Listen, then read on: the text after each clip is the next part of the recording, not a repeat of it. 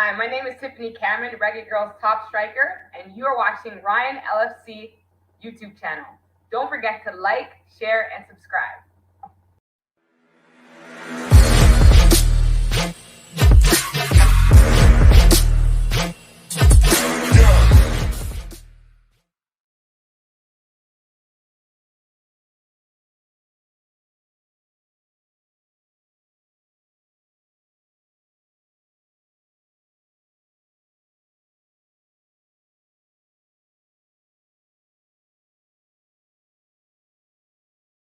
What's up, guys? Welcome back to the channel, guys. The boy Ryan LFC Sports Classic. I'm here to give you guys the exclusive interview with the former Reggae Boyz captain Ricardo Gardner. Listen, people, Ricardo going to share his story with us, and we really appreciate it. I want you guys down in the comment section be nice. Please like, share, and subscribe. All right, let's bring in our guest, Ricardo. Good evening, man. Welcome to the show, man. Greetings. Give thanks for having me, brother. And to your audience also, Trust me, man. It's a pleasure. It was a pleasure. Yes, man. Appreciate it, man. But how is the day? How is the day first and foremost, man? Well, a long day, Today was a long day, a rough day, but I'm here. We're here to discuss football, so ready and let's go. Let's get right into it. Yeah. What can you tell me about your little son? I was watching a few of your Instagram posts where you see you post your son and stuff. What can you tell us a little bit of your your son right now? What him doing now? Well, he's growing. Each day is becoming a better version of himself, I must say. He's with Man City Select. Have an interest from a few academies. So just waiting on the right fit to get him into. And he's playing also with his local team also. So at the moment he's growing each day. He's becoming a better version of himself, and he's learning the game and what position him play? Well, he play a few positions. Wing preferably. Any wing.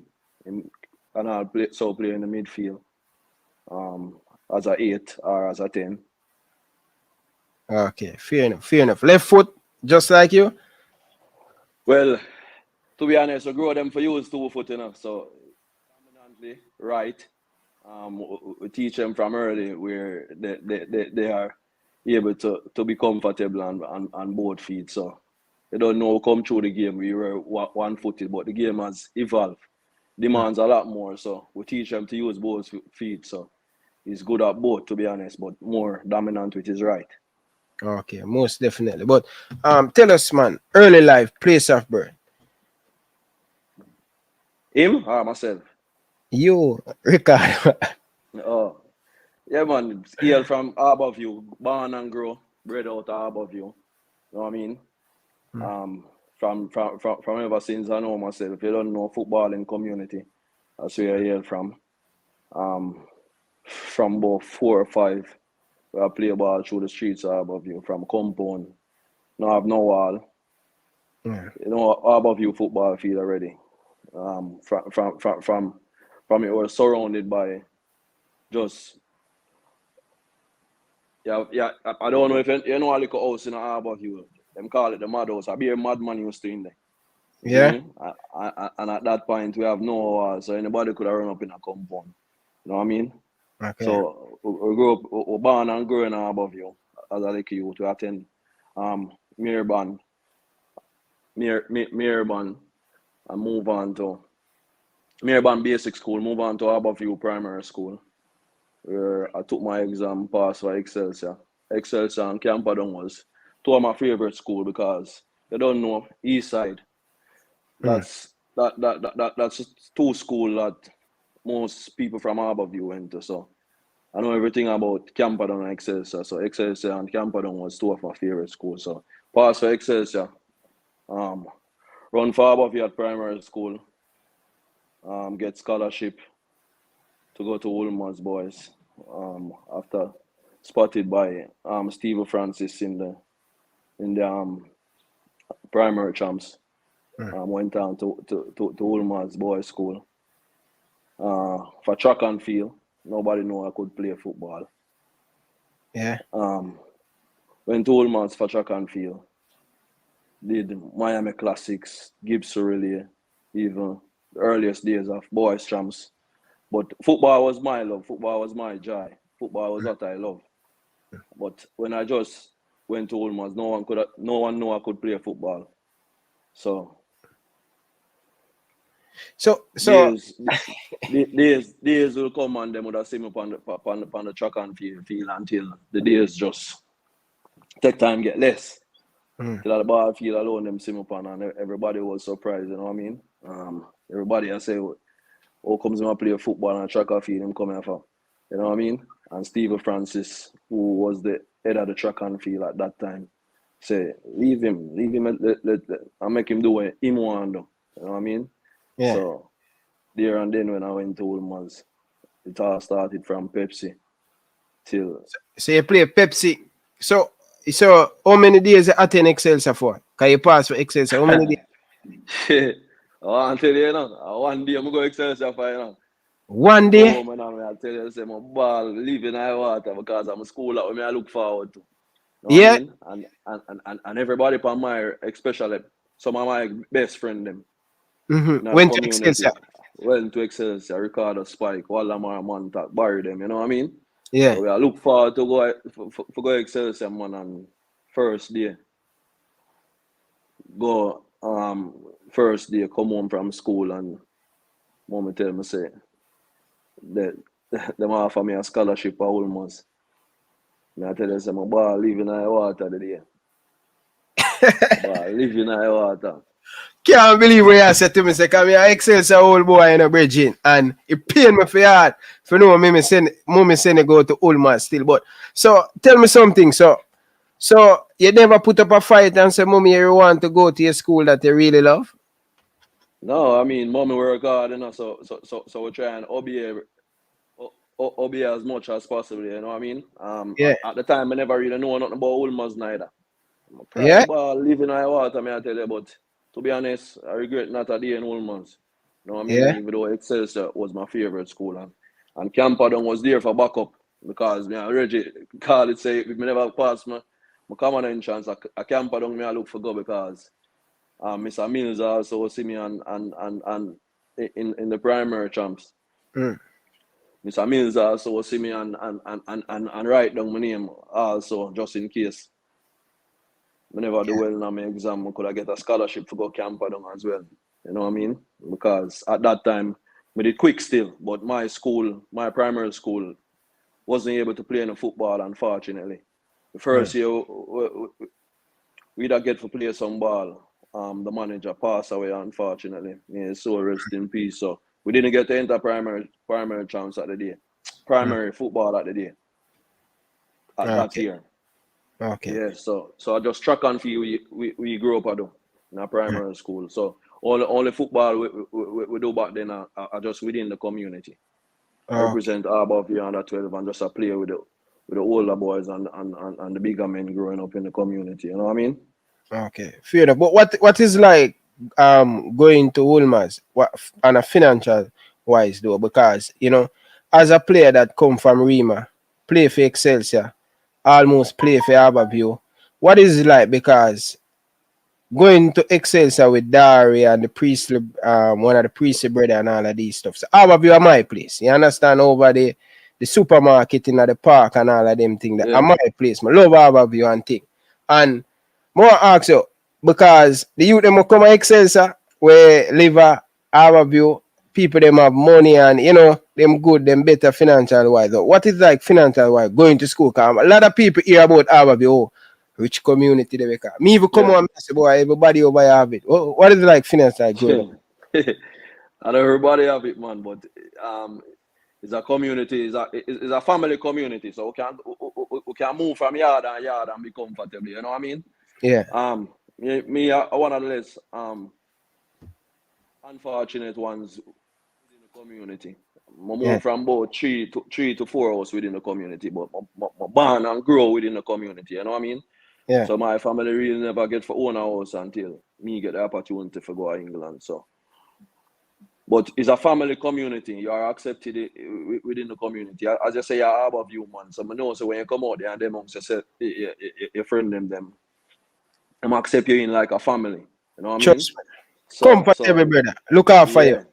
Yeah, but financially, we wasn't the greatest. Mommy is always working. We grew up with mommy, you know what I mean? Daddy wasn't around.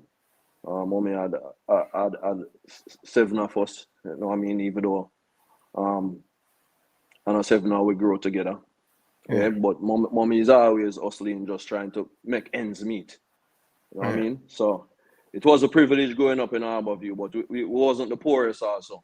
You know what I mean? Because mommy is always trying, mommy is always working. We go enough school without lunch money. You know what I mean? Usually I have to go down to the shopping centre and boom drive. From friend go to school and you don't know, take bus and them thing there to go to school, and enough time we go to school without lunch money too, enough time we go to school without bus fare. You know what I mean? But with as I say, I was lucky enough to get an opportunity to go to Women's, and financially, the situation that everything was well while I was attending there. Especially when I was doing track and field, you know what I mean? But a whole heap of time we go to school without lunch money, man, and a whole heap of time we go to school without bus fare, and we have to find a way home. You know what I mean? But mommy always at work for try and make ends meet. So as I say, we was one of the luckiest one within the community. But we was one of the poorest one also, because mommy was always trying and always hustling just to put food on the table, you know what I mean? Definitely. But when you know you have when you at what age you start to play football, you know you can play football and playing for Harbour View? Well, I play football from a long time still, you know. With the ones within the community, you know, from about 6, 7 where I grew up, I play competition in the community, because you usually have a competition like every holiday. And keep a competition within the community where you have under 12 and then you have under 14. And you'll have under 16 and go all the way up to the bigger men within the community. So you usually have Arantes and you usually have Color Red and you usually have Juventus. So some different team within the community, and you also have players coming out from out of the community coming to represent those teams also. So from them age, man, within the streets of Harbour View and until we move to get the opportunity to represent Harbour View at a very tender age at under 12, and then move on to under 14, and then from the age of under 14 still, even though I still represent under 16, which was minor league back then, went on to play for the senior team from a very tender age. You know what I mean? They spotted the talent, and in one game my brother got injured, and I replaced him on the field, and that was history. Wow. That was at a very, very young age. You know what I mean? Yeah. So you didn't play in the under 20 fair. You just go straight up in the senior team. Yeah, man. We never play under 20 for Harbour View. I went straight into the senior team. As I said, that from at the age of 14, 14 plus, we represented Harbour View senior team. Represented the under 16, and then from then straight on with the senior team. And the only reason why I represented the under 16 team is because we was of age. You know what I mean? By the time the under 20 competitions come around, I was outside of Jamaica. After getting the opportunity to represent the Reggae Boyz. Okay, fair enough. So where do so what you win at Harbour View? You don't win anything at Harbour View? Yeah, man, we win everything, man. We win Major League. We win under 12, we win under 14, we win under 16, we win Major League with Nandi them. Not Nandi and Altim and Butler and Light Barker them and Messam them. Yeah, man. So all of these great players coming to Harbour View at the time when you're playing as a youngster get a lot of guidance. Yeah, man, whole heap of guidance, man. Nandi was one of them where we look up to. I grew up to, because I don't know a Eastman and he has reached the heights. from Rockfort, and he was representing Harborview, so he was right there with us, you know what I mean? So we were one touch away, you know what I mean? To be rubbing shoulders with somebody that we always see just doing it on the highest level. Yeah. You know what I mean? And I can remember my first goal, I didn't give him a penalty to, you know what I mean? Yeah. So yeah, man, we growing up coming through the ranks with all of these stars. So we were guided in the right direction from a very young age. Not only from these players, but from the community itself. As I mentioned here, it's a footballing community, and in Harborview, they look out for footballers. You know what I mean? That's where I will get some of my lunch money for go to training outside of the community whenever I have to go represent Ulmas, or whenever I have to go reach a Ulmas sometime. Usually, I have to go around the community and ask the bus fare and call me a baller. I don't know, baller privilege back then. Yeah. You get me? I say so. The community also guided from a tender age, man, into that direction, and make sure so we travel and tread on the right path. Most definitely. So let's go back to Ulmas now. So what do you play Manning Cup at Ulmas, or you just do track and field at Ulmas? You play Manning Cup at Ulmas? No, man, we play Manning Cup, man. The last time Ulmas win Manning Cup with me, Puppy Dog, and Perch and the whole of it, 1994. Yeah? I want to tell you, say, if I play Manning Cup, I know if I play Coles neither, if I skip Coles and play Manning Cup, but that year we had a Harborview minor league finals, and the coach say anybody, you know them time they back in the days at school, coach and want you play in a minor league when you have Manning Cup and them thing there. Yeah. So we had a finals today, and the coach say anybody who participated in the finals wouldn't be part of his Manning Cup team that year. And that year was the year that we used to lose to Exclsuive in the finals. So that's 1993, I think. Yeah. I remember clearly when I had a broken back then.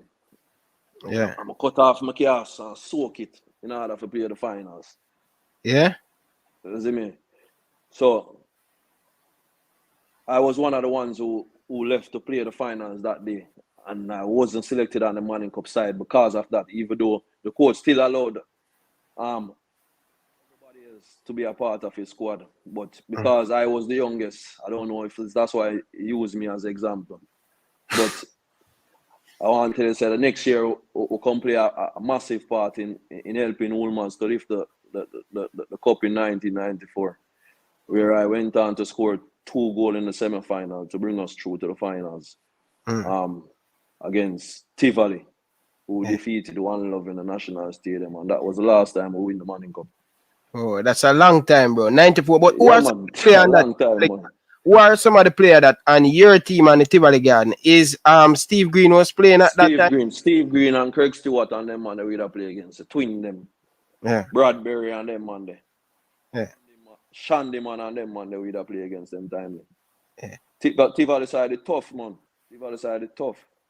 Yeah. That finals was a finals to remember. Yeah. Who was keeping for Tivoli? Kirk Porter at the time? Yeah, Kirk that keep for Tivoli at the time. Yeah, Tivoli have a wicked team, you know, because Kirk, you don't tell me about that team there, you know. Yeah, man, Tivoli, they have a bad side, man, but our side, it rounded too, you know what I mean? Yeah. Our side, they well rounded too. Yeah. So who were the coach for Ulmas at that time? Michael Francis. Oh yeah.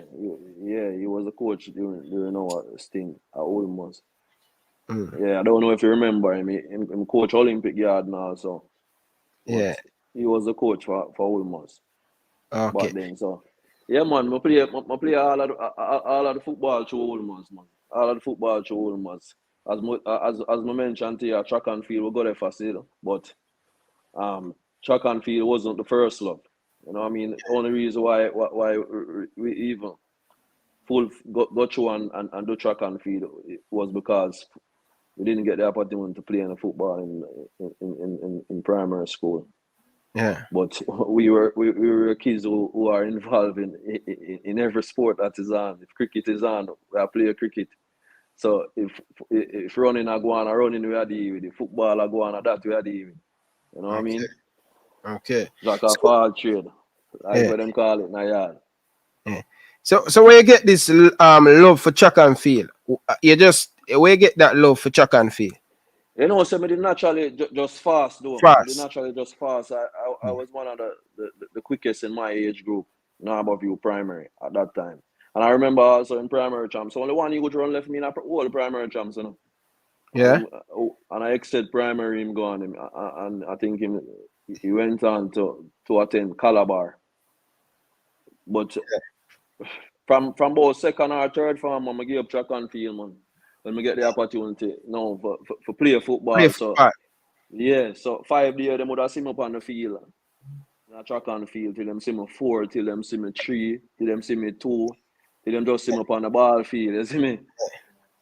You think based on your speed at the time, if you put enough in it, because you have a great coach that coach some of the greatest track and field, you think you'd make it in a track and field like you make it in a football at the time? I mean anything possible, you know, anything possible. But at the time, we didn't grow up seeing that through our time growing up. You know what I mean? Maybe it wasn't like no, you didn't have track and field.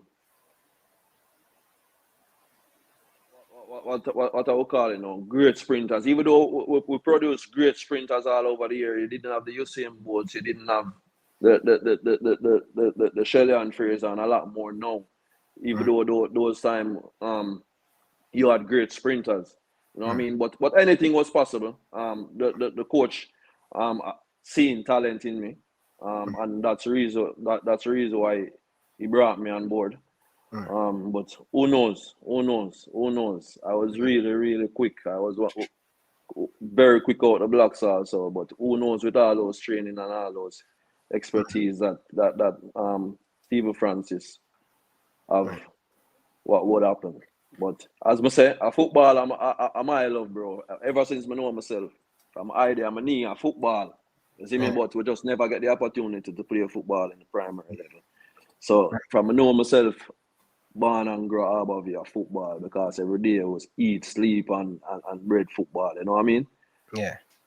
All right. So at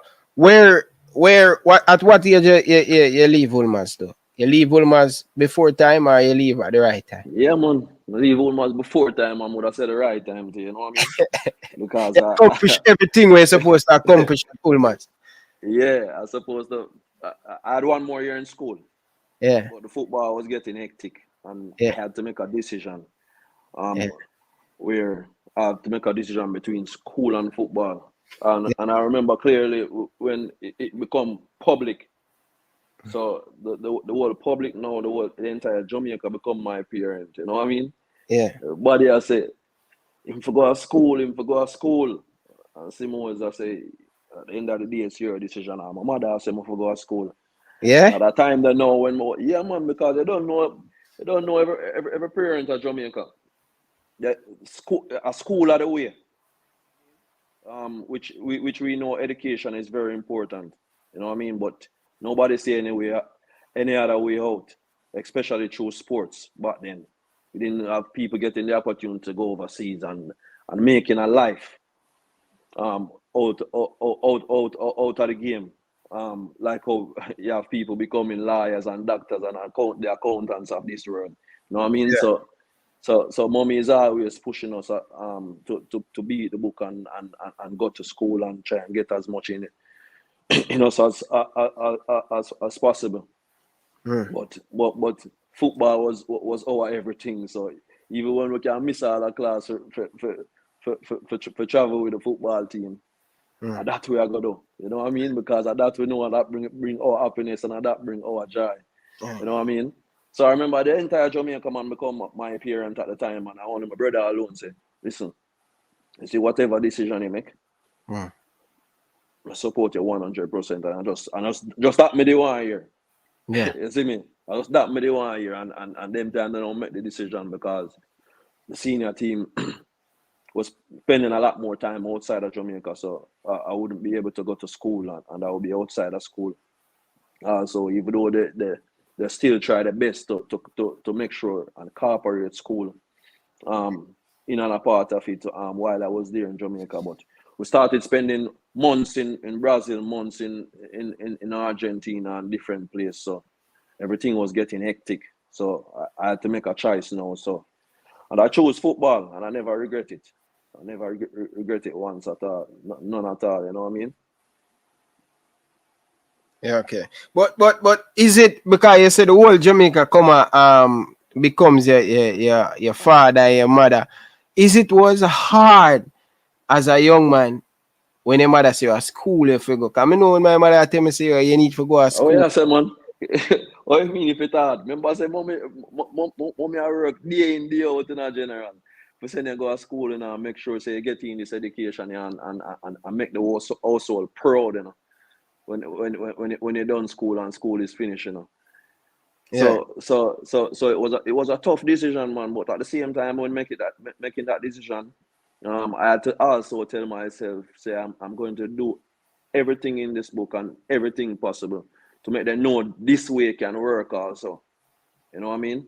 And they should really support more than anything else, because at that time when Simoes came to Jamaica and he shows the part, and it was pure darkness until we started to see a little light through the tunnel.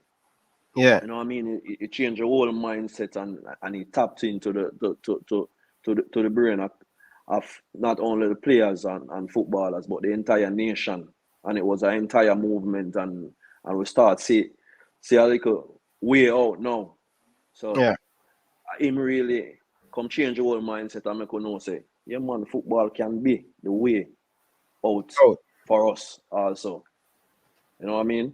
Yeah. I mean, but then when World Cup I go play, we now look for go represent Jamaica in a World Cup. We are look for see, yeah, or Brazil looking at for that World Cup, yeah, or Argentina look for that World Cup, yeah. You know what I mean? And that we are pretty. But when Simoes come to Jamaica now, I make you know say, yeah, it's possible. When Simoes come to Jamaica, people are leave work for go out training and brother. Yeah. Get me I say, and him come and change that whole mindset and listen and say football is a job, football is work. You're not supposed to leave work and go play football. Mm-hmm. You know what I mean? Yeah.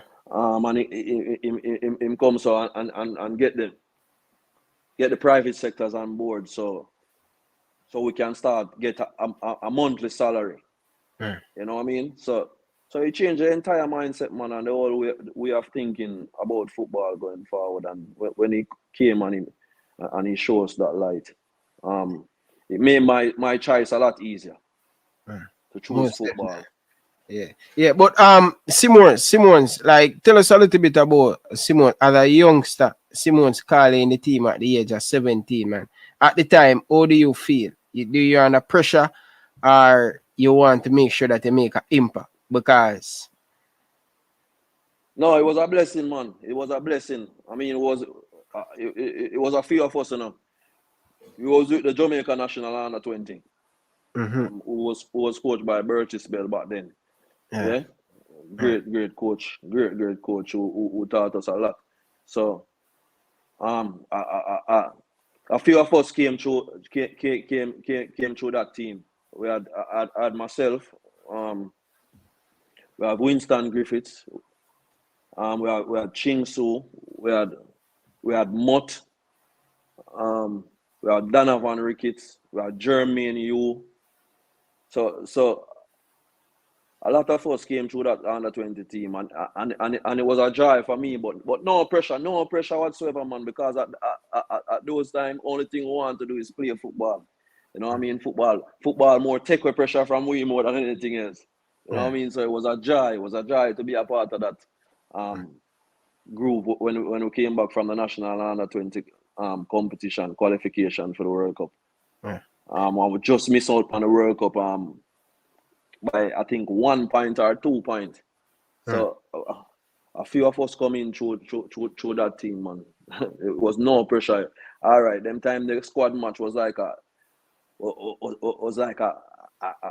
proper 3 points game in the national stadium. The squad game usually. I had them time there. So we just want go out there and showcase your talent and make the coach say, yeah, we want to be a part of this. You know what I mean? So it wasn't no pressure at all. It wasn't no pressure at all. Trust me. So when you guys play against the senior team? Yeah, man. We play against senior team, man. Squad game. So if when the under 20 team was around, a regular we play against the senior team, man. I tell you, say, it come like a 3 points we play for. Just like how you see the national stadium, tense. Yeah. So the game them tense. Sometimes we are winner and we are come out on top. Because you know, as youth, we're just full of energy and we just want to go out there and just enjoy ourselves and drop ball. You know what I mean? So those moments just create this pathway for us as players, you know what I mean? And when the opportunity come, we grab it with both hands. It was 1, 2, 3 because he made us learn how to fight and he made us learn how to also be disappointed and not giving up and always pushing and always trying. He created a whole family, man. But as I say, it was no pressure at all, brother. No pressure at all. Fair enough. So you achieve everything at Ulmaz. 94, you win the Manning Cup with Ulmaz. So 94, Jamaica went to them first World Cup. I want you to talk to me about the process. 98. 98. My apology. I want you to talk to me leading up to that. After you leave school, right? You were a part of the under 20 team, right? Miss out and coach never built. Who are some of the players on that under 20 team? Yeah, man, you have myself, you had Jeremy and you. You had Eugene Barnes, Mott. Centre back from on it. Yeah, man. Yeah, man. We sided nice, man. You had Jeremy and you. You had Everton Bunzi.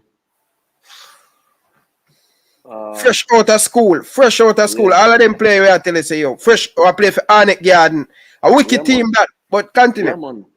Yeah, man. You have Andrew McLeod. You had Prendergast. You had Leon Gardner. Leon Gardner, a farmer. Camperdown. How about you player? Leon, not him usual keep for the school in St. George's College. He usually keep for St. George's College, no? I think I'm brother usually keep for Jordan, man. Him usually keep for Camperdown. In Brown, man. Leon Brown and shot and like. Yeah, man, you just play for Yeah. You see me? A star team that man. No, we have a good team, man. Winston Fanner Griffiths, me him so rest in peace, you know what I mean? Steve Green, who a machine, the man they run till him the man they run non-stop like him, can't tired. You know what I mean? We have Ray Graham, who was from the rural area. We had some top rural players in our team also, man. Ainsworth, Carr, Dixon, Mullins. Our team the bad still. Our team the bad we never been coach and as I say we also had Donovan Ricketts who came through with us. Talpi.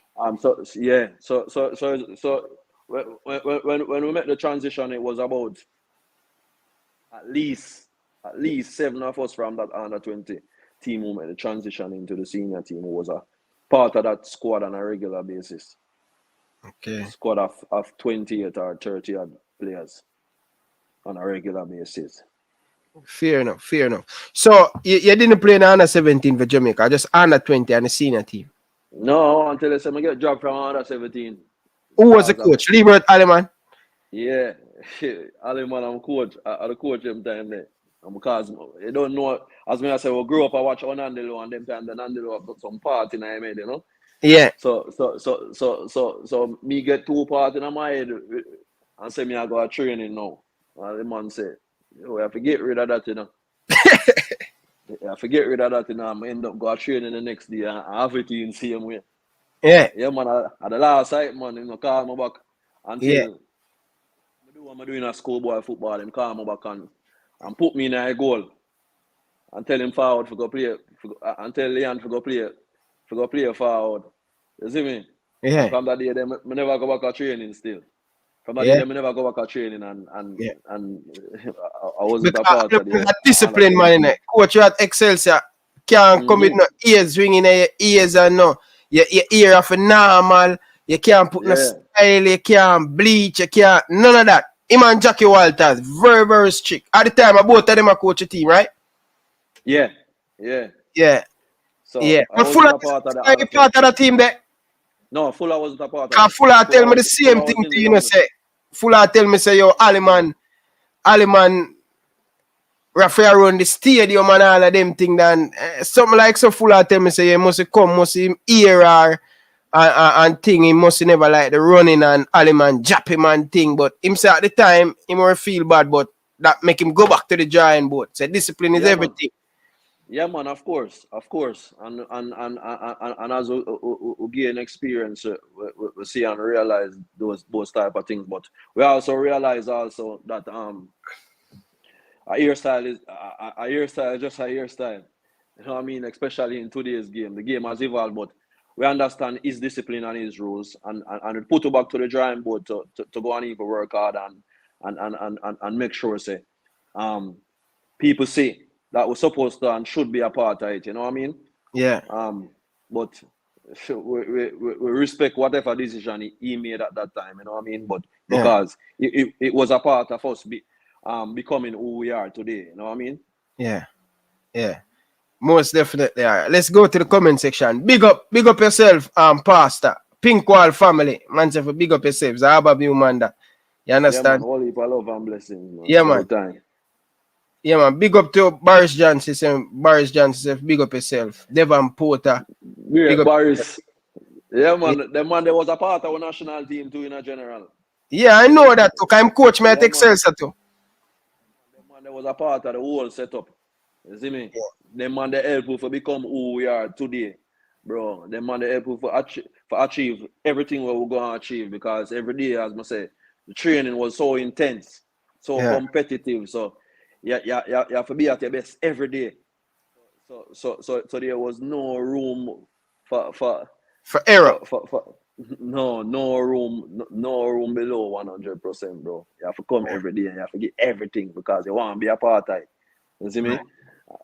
And as I say, it wasn't a smooth run because there was a lot of time when wasn't a part of it. Like for example, the team will play on a Sunday.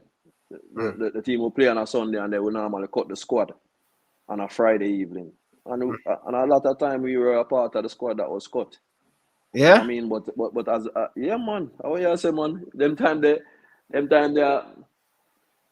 Mr. Boxiller, the manager, I tell you, say Mr. Boxiller cut you in, man. Mr. Boxiller just call you over the office and across the road, and I call them time they up a short to the road there, so we are stay 102. You see me? Yeah. And usually call across the road and usually say to you, say, yo, you know, another one here, and the coach will tell you. The coach will tell you, first thing that him saying, and the coach will tell you, and you're there, no, you know, another one here, you know. You have to go leave as well today. You know what I mean? So they would have cut the squad on a Friday and keep the 18 and 20 people who they need for the game on Sunday. Until Monday morning, you join back with the group. And Monday morning, and a lot of time we were a part of that squad that was cut, man, and went to.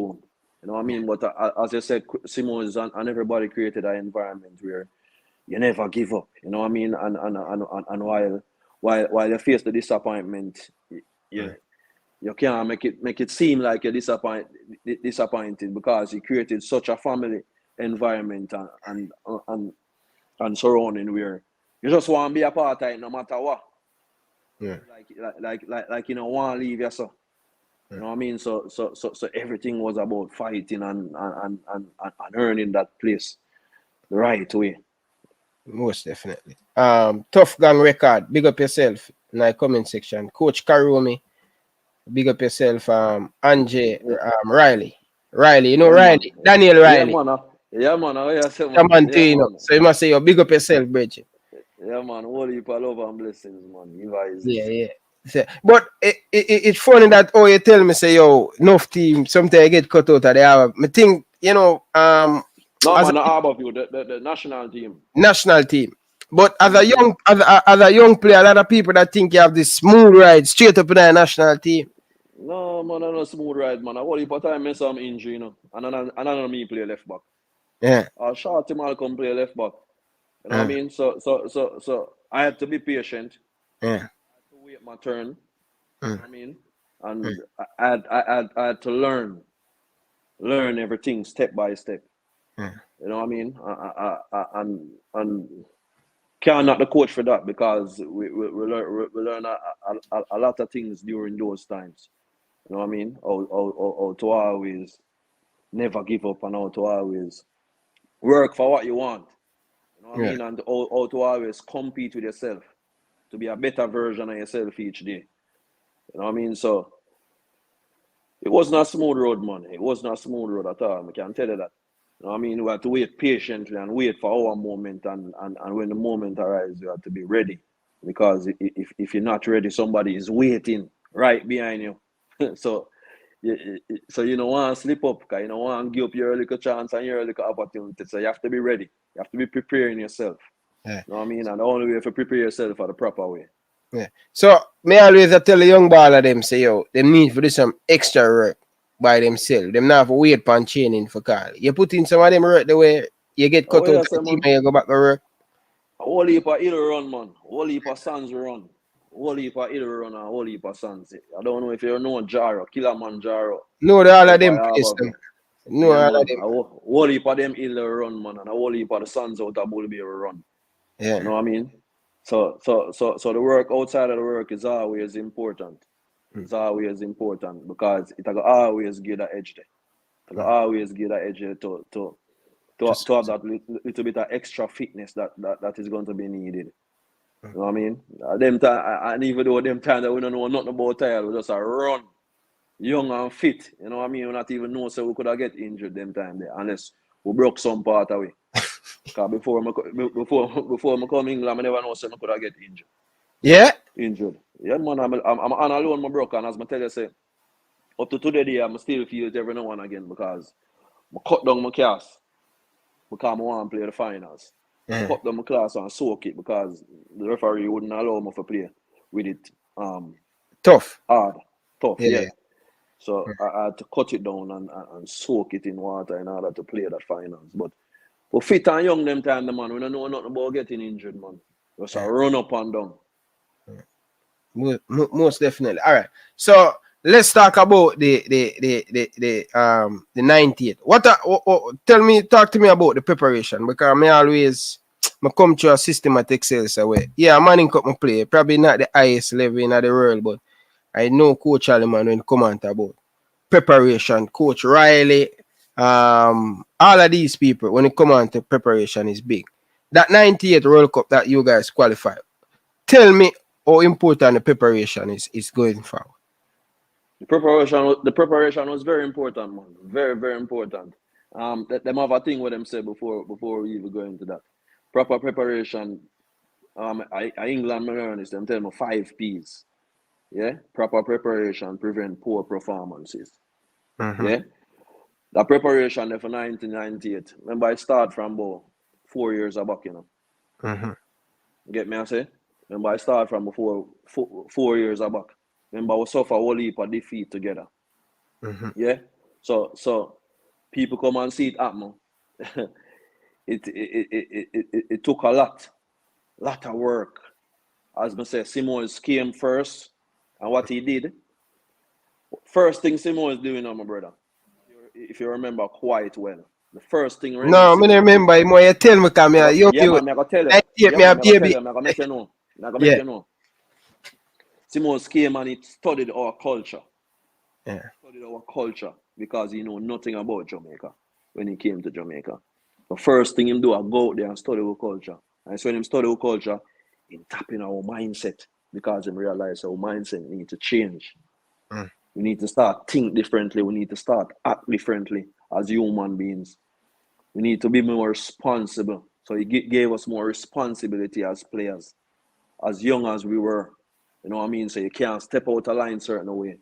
So for example, back then I had a sponsor. I had Tankwell as a sponsor, who I look forward to 30,000 back then, and $30,000 was a lot of money back then. Who I look forward for $30,000 on a monthly basis. I also not only representing myself anymore, I'm also representing a brand. So there's no way I can step outside of that line. So whenever I step outside of that line, he's going to hold everybody accountable for their own actions, because I'm also representing the national team, which I'm a joke thing for representing the national team. So him come change the whole mindset to where our concept of those things were. You see me? So we had more responsibilities. We always had to be in line. He create a level of professionalism to everything that he does. You know what I mean? And it did start from the senior team. It started from the under 17, come right up. You know what I mean? And it took years. And if you can remember, as you say, young them time, there's something I gotta tell you. A whole heap of the Barris them can tell you too. Travel, go Brazil and some big belly man, I'll give you a 6-7 love. But also what Simoes was saying, yo, we are preparing us. Don't watch the score. What we do here in the long run will fix the result. So we need to focus and function on the little things that we need to do in training. So him teach everybody them role, from the goalkeeper, the center half, the midfielders, the wing backs, the attackers, how he want to play, the system he want to use, and how he want the country to play. Because as I mentioned, he realized we were fast, so he attacked a lot through the wings. You know what I mean? He realized how important we need to keep the ball. So work on all those principles. So he wasn't thinking about result. If you fast forward time now, that's all we think about now. Result. And that's why the problem is not solving, because we're not focusing on the right things. So what he taught us is to know that don't listen to the outside noise. Believe and trust in everything that we are doing here, because the same people that you hear booing in the stands are going to be the same people who's cheering you on it at the end. And it was proven. It was proven, because Jamaican love winners. Jamaican are winners. We don't support losers. If you lose, stadium empty next week. You see me? But in tap in our mindset, so we don't listen to none of them nice there. A whole heap of 6 love will get out a road, a whole heap of 5 love will get out a road, a whole heap of 9 love will get out a road before we become unbeaten in the office. By learning the principles. So you see the little principles them at the game of how he want to function, how he want the team to function in his system, and how you want the team to organize and operate and run, and how he want you to behave on and off the field. All of those little principles we were learning on a daily basis, and it didn't happen over 1 year. It didn't happen over 2 years. It happened over 3 and 4 years, and we were one group. So, for example, he had maybe 40 people that he rotate in and out of the squad. So it was the same 40 people that he rotate in and out of the squad. So every day we train, every day I'm rigid, repeat certain things in our head, on and off the field. Repetition of work over and over. The basics, we went back to the basic. We went back to passing, simple passing drills. And at the end of the day, remember, I tell you, so whenever I be darkness in the night tunnel, at them time that we get the 6 love, and the 7 love, and the 8 love, and the 9 love. Or from some big belly man. See you out of Brazil, I say, yeah, I want to soak this. And when the ball game starts, and you see how them man there knock it and I move, I say, you know, I run rings around you. Yeah. So it was all of those principles, my brother, all of those principles that make the difference. You know what I mean? And it didn't happen over 1 year. It took time. You know what I mean? So we learn the principles and the way that he wants us to play, and we had responsibilities as players, because back then you can remember some of the time people have a back road for Walter Boy and none of them, man, to get back in the team, because Simoes I kick them out because of disciplinary reasons. You know what I mean? Yeah, man. Nobody can cross the line. And he were the person. Nobody were in touch him, involve a keeper and tell him, say, yo, bring him in back, Jack. He were the man who just running the thing. Yeah, man. Him coaching team, man. Him and Carl Brown and his staff that he just brought along with him from Brazil. Yeah. But you know, Mark, drilling everything, you know, day in, day out, night, morning, noon, night, morning, days, months, years. So let me tell you, we used to play games on the weekend. We usually break camp until Thursday, Friday. The national team go with them team, play a game on Sunday, and back in a camp again. So that's how it used to run. So we used to live in a camp, general, and we used to train and drill us on a daily basis. And so comes the thing, little by little, become a part of us. And the rest was history, man. The rest was history. I want, you know, my coach carry me ever tell me, say, brother, the fans, how him get the fans to so close to the team, because my coach usually say, man, match a play so a man a come with them rice and peas at stadium. I couldn't believe what him tell me. Yeah, man. General, stadium run from 10 o'clock and match at 4 o'clock. Yeah? And stadium caught from 10. Because he brought everyone together. He make everybody feel a part of it. Remember, I tell you from before, and I say, yo, don't listen to the noise. No. Just work on the things that we need to work on. And them little time, he might bring everybody together. As a man used to write him little article them in the paper, explain things to the people them, go out in the streets and connect with the people them. You understand what I mean? I say go in the private sector and talk to the people them. So everybody was a part of it. The media, everybody make feel a part of the whole movement. So it was one family. Bro, what I think will come known as the Reggae Boyz. Artists usually come into and be a part of it. Him usually go for Buju them, him usually go for Tonto Metro them, him usually go for the whole of the artists them. Yeah, man, and bring them in a camp and we'll build vibes and build energy. Wow. The whole country was a part of the movement. He pulled everybody together as one unit and one family. And without that, it wouldn't be possible. He had everybody singing the same song. Brother, and bring Rima and Tivoli together.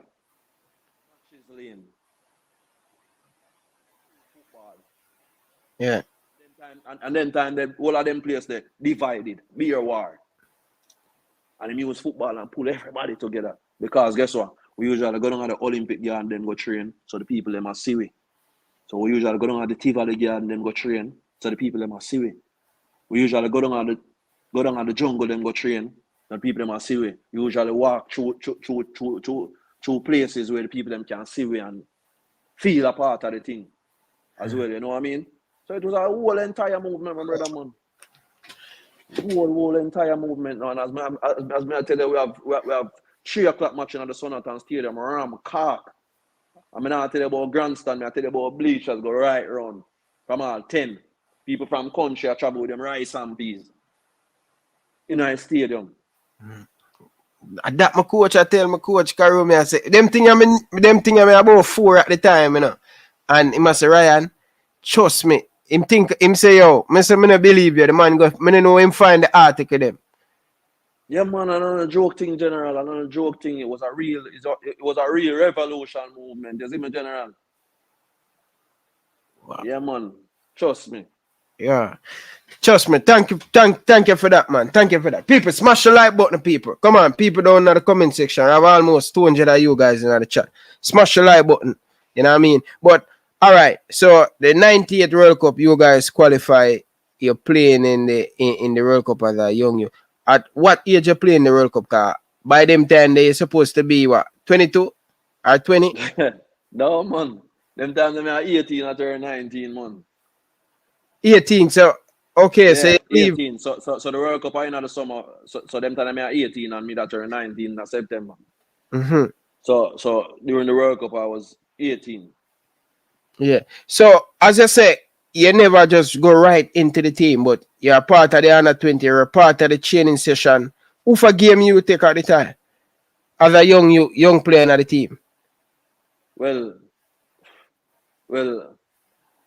we were always competing with Gregory Mesa, man. I'm a big fan of Gregory Mesa as well, but we were always competing with Gregory Mesa, man. Unfortunately, he picked up an injury. He picked up an injury at the time when I get my opportunity, and when I get my opportunity, I just grab it with both hands, man. Because all these time I was come back to what you just asked me about. All these times, what I was doing was preparing myself. So I was learning everything each day to be a better version of myself. I'm not you hear me say? I'm not try to be better than Gregory Mesa, I'm not try to be better than Shorty Malcolm. I try to be a better version of the person who I was yesterday. So I take time, improve, work on my weakness, while my strength is still a part of my game. You know what I mean? So I work on myself and I prepare me now for this opportunity. I know the opportunity arise. And the rest was history. Grab it with both hands, man. Grab it with both hands, brother. I never look back from then. And a lot of people even bash Simoes, so where them I go with him? Yeah? Young. You can't manage this. You know what I mean? Are we a serious thing, you know what I mean? Yeah, man, but we didn't listen. We didn't listen to those things. We didn't listen to those things. Those things become the talk out there as well. But we didn't listen to the noise. You know what I mean? Because we were learning and we were working and we were pushing each other every day. So we know everything what it was like within our environment that we have created.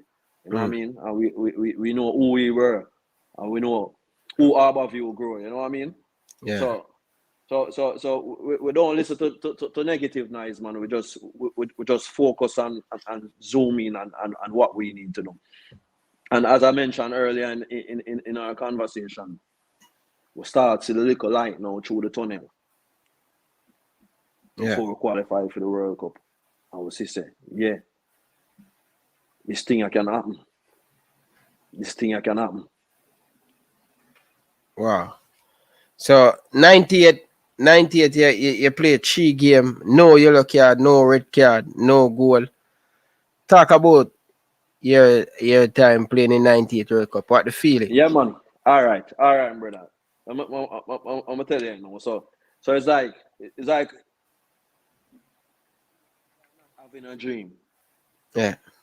See, because when we grew up, we not even a dream for playing at the World Cup because we mind they far away from that. When World Cup come around, as me I say, we are look for the Argentina, we are look for the Brazil, we are look for Argentina. I support a group, so I look for go support Argentina. I be a Diego Maradona. I talk about. You see me? Yeah. So from not having a dream, that dream becoming a reality. So you hear me I say? From not having a dream to start dreaming, for now that dream becoming a reality. So when we out there, the man I hear the national anthem and play, man, chills are run through, brother, man. Chills are run through even when we talk about it today. Chills run through it. To hear our national anthem I play in one of the greatest football show upon earth. Where the entire world is watching now, little Jamaica. Little small Jamaica, one little small that. And we that's how I represent. And I sing the national anthem straight from my heart. Yeah, man, it's a adrenaline rush, man, brother. So we just couldn't wait for it to start to be started, to just go out there and just enjoy every moment, brother. And I think the players did have give the best of themselves. You know what I mean? Unfortunately, if you look back on it, it was 0-0 against Argentina at halftime. And went one player down. We got a player sent off in the second half, and so comes the goal them start come. Yeah. Against Brazil, against Argentina in the second game. Yeah. And when we even equalize against Croatia, and we lose 3-1 against some top players too, some top players general. Yeah. So and we as a little nation, little as Jamaica, first time being out there in front of on this stage. Where everybody is watching all over the world. Everything stopped. You know how it go when World Cup play. Buzz it. What can you imagine them time in a Jamaica? Can you imagine when Jamaica and the World Cup, all the place crazy? Much as Jamaica the World Cup. Bro, when we qualify for the World Cup, man, when the day when we qualify for World Cup, man, we drive on the bus to almost the whole of Kingston. Road ram. So on the drive through and bus whole of Kingston? Through most places. Yeah. Wow. From stadium. I mean, I tell you, say the road ram. And yo, it was the biggest stage show of Jamaica. Yeah. I know say one day again we are going to see it happen again, you know. I believe so. We are going to see it happen again. You see me? Because the blueprint is there. The blueprint is there, bro. It's there. The blueprint is there. But things and time has changed. The game has evolved. So yeah, look on the blueprint and just tweak it, man. If it happen again, man, believe me, them youth will come do it. If them youth will come do it, the younger generation will come do it. But we are going to live it again, man. Definitely. We got the World Cup again, man. We got the World Cup again. It's just a matter of time. So we just have to do the right things, you know. Yeah. So talk to me about that assist, that square inside the box, man, Robbie Earl head. Yeah, man. I mean that was always a part of our game. Crosses, getting down there, entertaining the crowd and putting great crosses into the box for people to get onto. Yeah. Things that were all right. Those are things that we practice in training. We practice those things in training. Shadow play. They call it shadow play with no opponents. So we'll do those things over and over and over. Yeah. So when the ball come out to me that day, I didn't even think about it. Yeah, just know exactly where I'm going to put it. And Robbie Earl was right there to attack it the way that he attacked it and put it in the back of the net. So those things are things that we practice on a daily basis, man. So it become a part of it. You know what I mean? It could become a part of our game as we grow. Definitely. But at that time when they in the process of the team qualify, based on I am reading at the time, we have a few Jamaican player overseas coming in to the team. At the time, everybody were processing that, both people, the coaching staff and players at the time. At first, it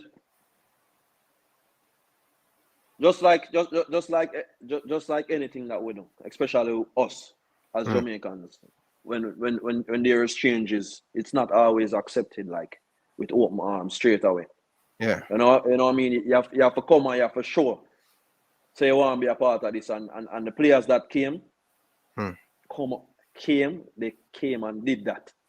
You know what I mean? Paul Hall, especially Paul Hall, Dion Burton, Fitzroy Simpson, they came from an earlier stage, and I think they paid their way to come to Jamaica, to be a part of the whole movement, and they came and they fit right in. Fit right in because They are great lads with great attitude, and also what they did for us, along with some other the players who get the opportunity to go and play in the MLS. They also bring the level of professionalism, experience and professional. level that experience into the group. You know what I mean? So eventually, everything was pulling together when they came and proved that they want to be a part of this and they want to be a part of the movement. You know what I mean? Everybody just accept them with both hands. You know what I mean? So- and as I said, it was a family, but we didn't want to see people losing their spot, but Yeah. it also tell us that for anything that you want, you have to fight, my brother. You have to work. Yeah. You see me?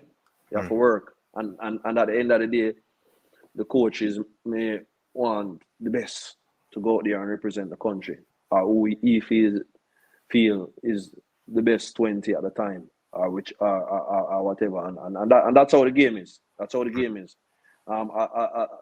You want to make it as competitive as possible. You want people to be pushing for the games. I mean, when it came down to the nitty gritty now, and we have the Marcus Gill and the Robbie Earl and the Frank Sinclair coming in, it was even a bigger challenge for them because they came just for the World Cup. Mm-hmm. It wasn't a part of the campaign going to the World Cup. You know what I mean? But it was what it is. I mean, they wanted to represent. They came to represent the country, and I think they came and give it their best shot. You know what I mean? They wasn't half-hearted. You know what I mean? They went out there, give 110%. I think. You know what I mean? So at the end of the day, you want the best players to go out there and represent the country, whoever the coach think is capable of doing it on the day. You know what I mean? And what it do for us as local players is to let us work even harder. You know what I mean? And know that nothing will come easy. You know what I mean? And but what Simoes did was he gave us opportunity. He gave us the opportunity to do so. You know what I mean? So the local base players and the camps really paid off at the end. Yeah. So talk to me, because I was talking to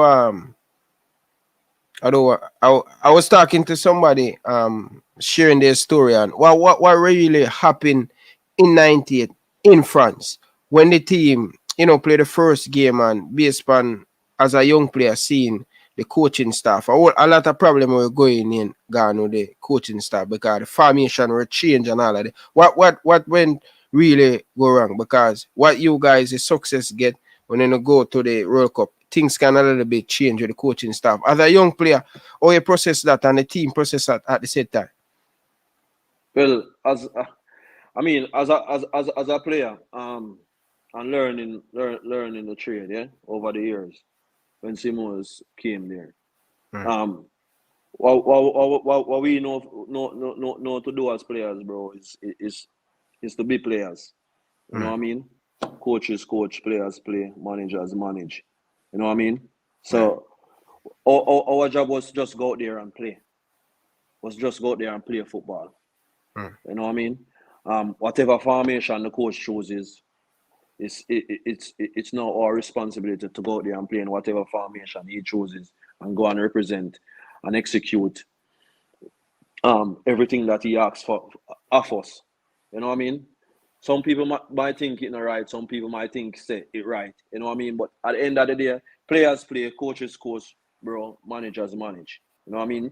So our job is to focus on our job, which is to go out there and play and function in the way that the coach asks you to go out there and function. You know what I mean? So whatever I'm with the coaches, I didn't really put many thoughts into that, to be honest. I was just focused on going out there and play football. You know what I mean? I am looking on the bigger picture. This is the world stage. I'm going out there to represent my country and to try and get a contract and leave Jamaica. So that was my focus, to go out there and get the best of myself and just zoom in on what I need to go out there and do in order to help the team. Fair enough. All right. So this one I got asked still, and nobody from Jamaica tell me based on doing my research and watch Yeah. a lot of interview with you before, because that's why I do. I always go watch interview and thing. I don't do really much searching because I think me learn by listening. You understand? When you talk, you can listen. What happened after 98 World Cup? You leave France back to Jamaica. Talk to me. Bolton come calling. Big Sam. Can't remember, bro. Big Sam retain, brother. Yeah, man. Me go watch Yeah, back man. certain interview and the man say, yo, he is my left back. Talk to me about Big Sam. Oh, the Bolton thing come across. 1 million, bro. Like, ridiculous at that time. Yeah, I mean, it was from the World Cup. It was my whole performance at the World Cup. And it wasn't even Big Sam at the time. It was Colin Todd who brought me to Bolton. Yeah. I mean, a great coach who stepped down because of you know the politics in a football more time. Them sell a player behind him back and him step down, and at them time the Sam Allardyce now come on board. And then everything changed from there. I mean, I improved better and better. I mean, Colin Todd was the one who brought me to Bolton though, and he spotted me from in the World Cup. So I was wanted by. Yeah, you kind of break up. I think you need to come a little bit more because every time you go back, it kind of stop. When you hear, just go. Yeah, go ahead now. Yeah, hearing you much better. Yeah. So Bolton saw me during the World Cup performance that I put in the World Cup. Colin Todd brought me to England. Then. And as I said, he stepped down. We went to about 2 playoffs and lost. And they sold a player behind his back to one of our rivals. And he stepped down, and some other guys came into play. And then some other guys came into play. I can remember the first day. Our winnings them on the year straight, generally. Them on the teach a different level to the ball game. You know what I mean? And them man, them time that them man they in and out. Bagger. One man, cause when we just go a Bolton and tiki taka straight through, you know, bro. And them man they make you know say, yo, remember the first day, you know. Ida Good Johnson, I don't know if you remember Ida Good Johnson. He went on to play for Chelsea and he went on to play for Barcelona. And he also played for Iceland. I remember him picking up a ball in the middle and he twists and he turn and he twists and he turn and Sam stopped the game, man. In the middle of the park and I tell him, say, oh, listen, get the flipping ball in the back of the channel. And that's where I want you running. And get behind the defender and put it in the back of the net. So the man teach you a whole different level to the ball game. The man the teacher said the real skill, man, is the real skill and about twisting and turning, man. The real skill is how me can play a true pass. Reach from point B to point D. And break the lines. And that's the real skill. Or you can break the lines to get in behind the opponent. You know what I mean? Yeah. How quick you can get down there and get a decent cross into the box to find a striker. And them things that are really the real skill, you know. Big Sam. The man they never get relegated, brother. The man that the master know what to do to get result, brother. No, the man they know how to find result. The man they know how to dig out result. You know what I mean? So the man they come teach you the ball game to a different level, and not him come teach you that it's not only football.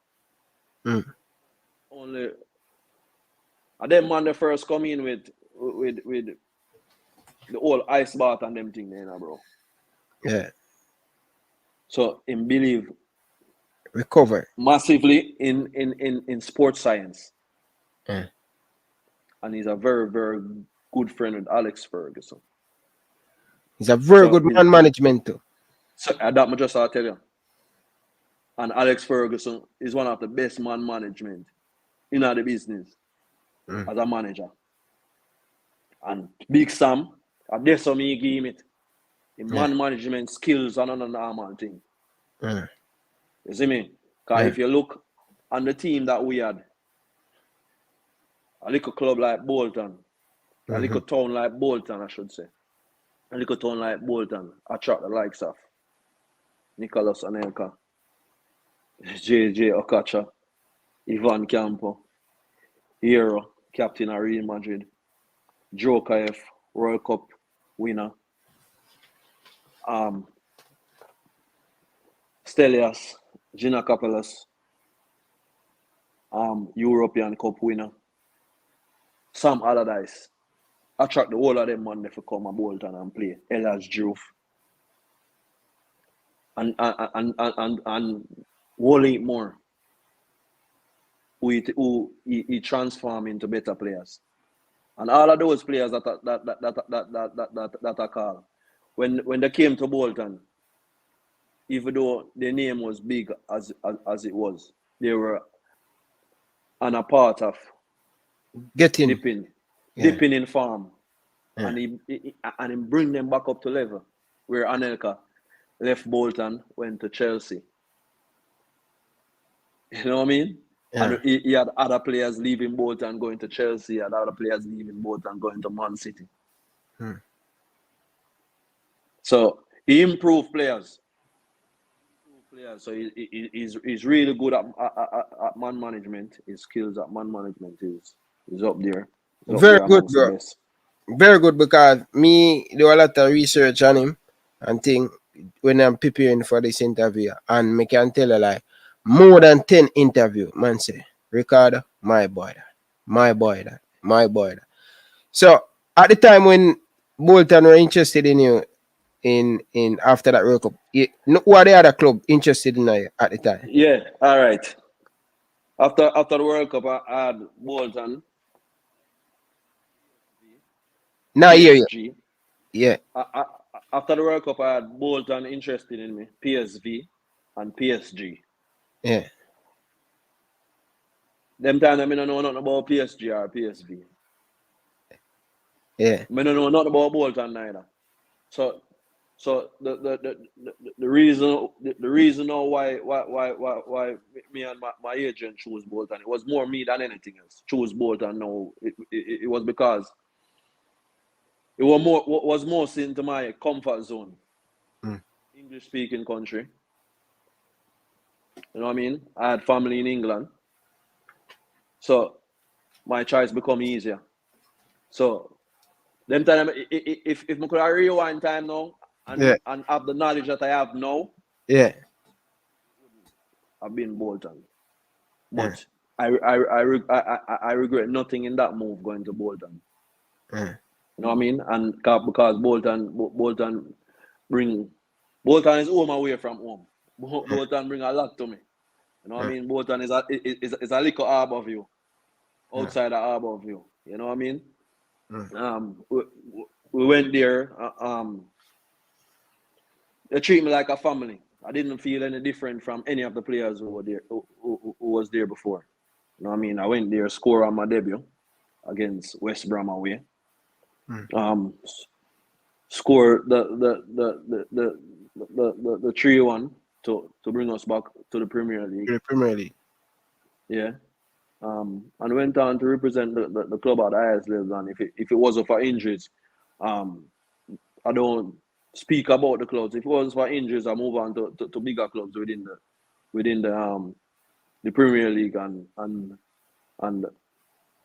outside of the Premier League also. But destiny is destiny, you know what I mean? Yeah. So we're not really too talk about whenever, but there are big clubs interested. Definitely. But when our of you get the chance for a fee at the time? Same time when you go to Bolton? Yeah, man. Same time when we go to Bolton, they got the million pound. Yeah. But as a young player, I tell you, say, at them time they know. At them time they know. When we track back little and go back down the road now. At them time they know. They might put you out again. Who will put you out? Bolton? The one of your house, man. I tell you, say, I mean, you move the most as a little youth in Harbour View. Remember me, I tell you earlier.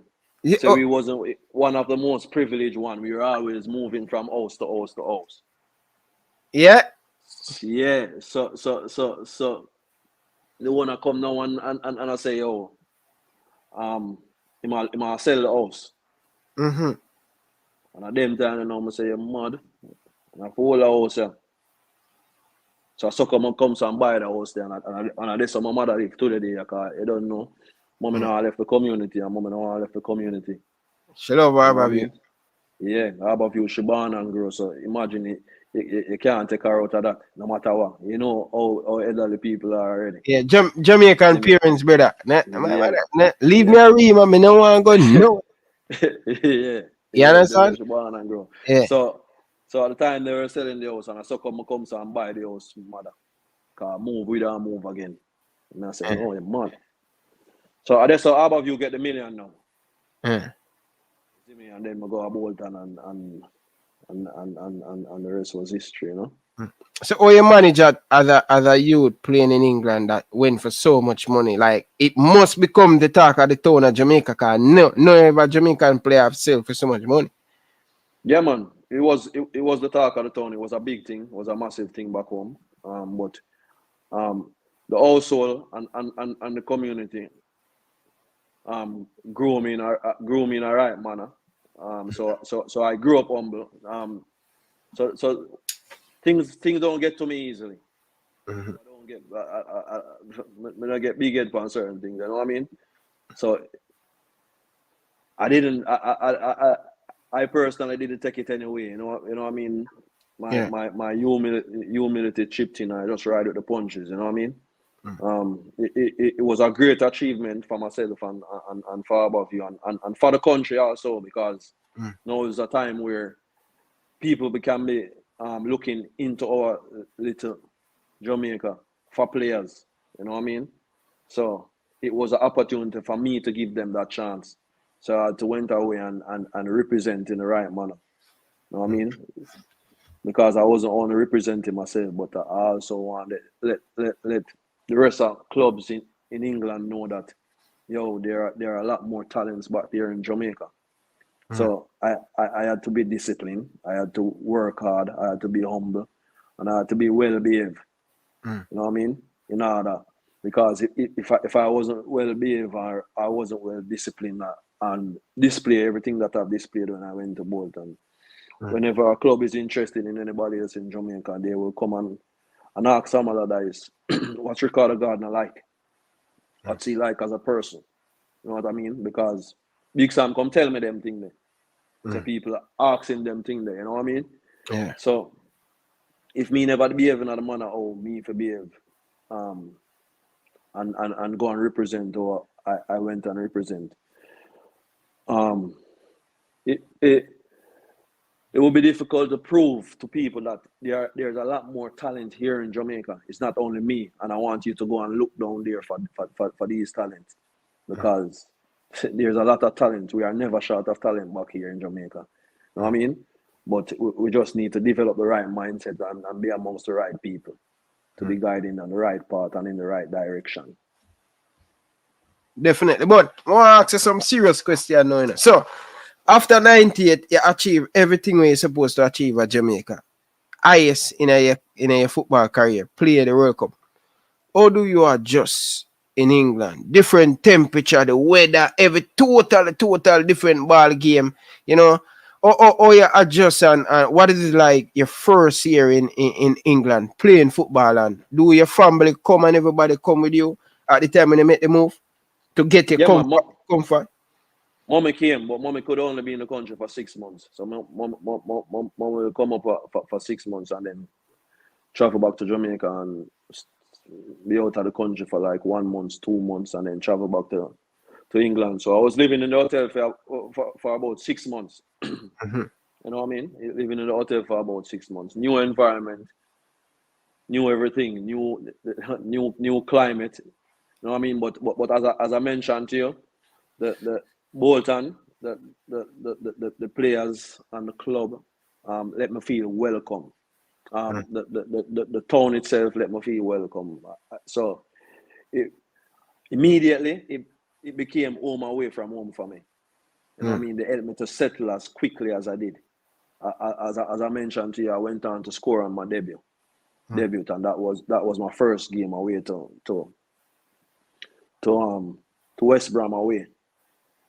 And I came on as a substitute, and then from that I starting games. Came on, I make a couple substitute appearance, and then straight into the starting 11 from then. But the club and the environment that they created there helped me to settle as quickly as possible. And me being able to speak English also helped me to settle, and being able to go to London sometime and see friends and families make it also easier for me to settle while I make the transition. Boy, I'm glad where you go at Bolton and Rudolph Speid, because enough look at you till I go over there at the age, play World Cup at the age of 18 and then getting big money move.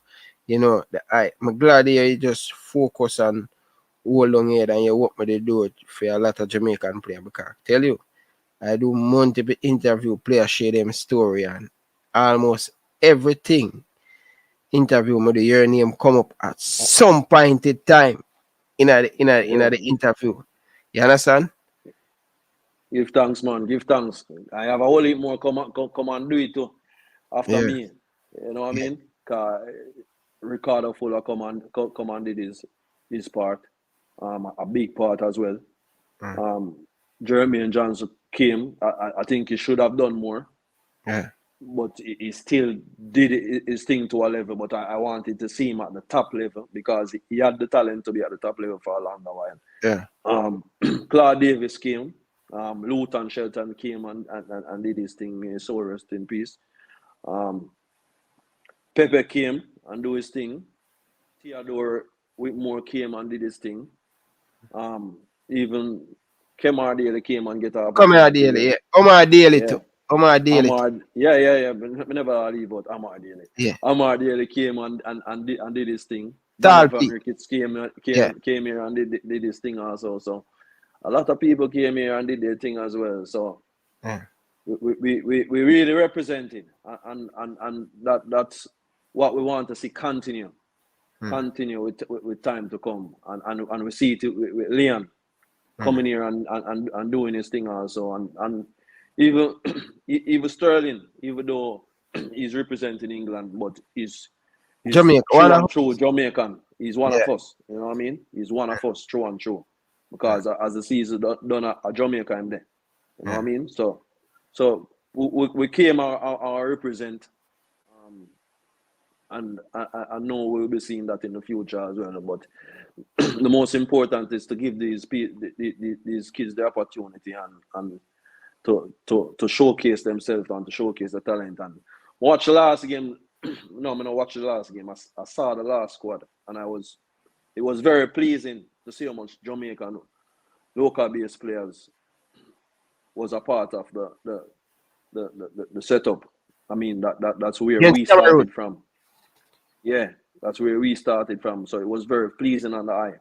I mean, even though we still embrace the overseas based players, because they are doing what they are doing, but it only can be a boost for the local players to know that it's a possibility for this to happen. It's a way out. You know what I mean? They are getting the chance. The coach giving them the opportunity. Now it's for them to take this opportunity and take it on to a whole nother level. You know what I mean? Whenever they get that chance to do so, because I'm sure, hopefully, God's will, it's not a one-off thing. You know what I mean? And they'll be getting a lot more of these opportunities, and they'll be having camps, just like we had camps. Because it's very difficult for everybody who's playing overseas to come and have camps, even on their breaks. You know what I mean? Yeah. I mean, sometimes players have to make sacrifice and know that at least a week or 2 weeks, them take out of them break in order to make it work. But at the same time and in the same breath, we have to understand also they have a long season, so they need break.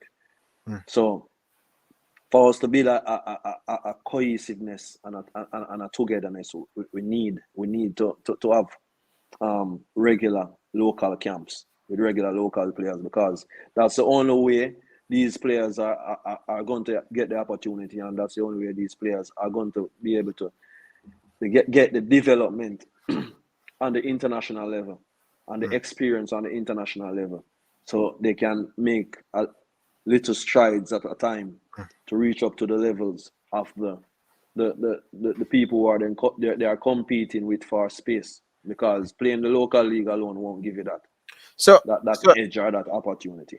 So yeah, because I know 98, great 94, 95 leading up, we have camp and stuff. You really think that we should have a local camp right now? Because when I even bring all these things up to the JFF, some of the people in the JFF, oh Ryan, we can't afford it. Most of these local but Ryan, no man, that's the first thing we're always up to. Why we can't afford it? No, it's not about going into it's not about going into your pocket tonight. Go there to sponsors. Let the sponsors start trusting you again. Let the sponsors start believing you again. That's what Simoes used to do. Simoes went in and get Grace. Grace responsible for the food. At the end of the day, Grace is a big brand, and Grace was a part of the whole movement, and a lot more company. As I mentioned to you, Tankwell, who was my sponsor. If you're carrying if you have them youth in a camp, Ryan, if you have them youth in a camp and them youth, I look forward to an extra 30 grand a month time. Them are going to draft up themselves and give them responsibility and let them know that, listen, you are also representing this brand. So just in case, for example, Tankwell is having a function. Tankwell want me to come on board. No, I have to go there and represent for Tankwell. I have to be at the function.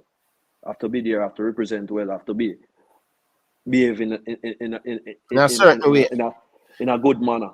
You know what I mean? So even when I step outside of this, I represent Tankwell. So I can't carry myself any way on the streets neither. Because I represent a brand now. So straight there and then, the country is also putting responsibility on these players. Get me? I say, a youth, I go look forward to that. Me usually look forward to my league, no matter how small my 30 grand was, and the rest of man them I get 100 grand, and who I get 250 grand in a them time there. General, me I look forward to my little 30 grand. Me never want to lose that. So them thing they know, I go motivate the youth them. Yeah. I go push the youth them a little bit more now. So you have to find ways and means to let this thing happen. It's not about you can't afford, you can't say that you can't afford, afford. No, you have to go and look sponsors. That's one of the things. I grew up food at Jamaica, you know? Yeah. Food at Jamaica. So as a business operation now, and JFF get a big money again, go invest in some land and start plant. Yeah. You really hey, listen, all of them business. Me I tell the man them, but the man them say, they must say most of the players them now play. So just in case now you want banana for going to the camp, you go in your farm and you pick the banana and you bring come a your camp. A business. Football is a business, one of the biggest business in the world. Biggest business. So when we hear people talk about the youth, them should not worry about money for play for them country and represent them country. Them supposed to be well paid to represent them country. You them not even think about money when them get called for represent the country. But it's their job. Yeah. Their job. And to see certain things still happening because we're not doing the simple little things that we're supposed to do. The football is suffering in the long run. It's unfortunate because the football must always be winning. The football must always be winning no matter what. Why you think the private sector just get up and say they're not busy about football? Are we make them not busy about football again? We have to make them start business about football again. We have to do. Make them start business about football again, general. Make them start look up back on footballers. Because we did it, it can happen again. But them have to start putting little things in place. So have camps, local camps. How these local players are going to develop, Ryan, if they don't have local camps? I agree with you, but you know, because I know, but with repetition of work, week in, day in, day out. That's the only ways these players are going to get better. Camps outside of Jamaica. You bring sponsors on board. Get into the private sectors. The private sector might not want to hear from a member of the JFF, but I'm sure you will sit and listen to the coach. I agree with you. Agree. So, but because back then, you know, yeah. Simoes usually left our training session, you know. And the assistant coach and run our training session and gone talk to private sector. You think private sector start believe and trust in a captain? You think a captain, a Simoes started. Simoes started. Enough time them when they left training and go talk to some private sectors. Yeah. Because maybe them time they don't want to hear from captain them because maybe they lost trust in the JFF. But Simoes make them start trust again in the JFF and then captain them step up and start do them part. But it was a smooth sailing. It was a smooth sailing. We never usually have camps. Remember before we never usually have camps, you know. The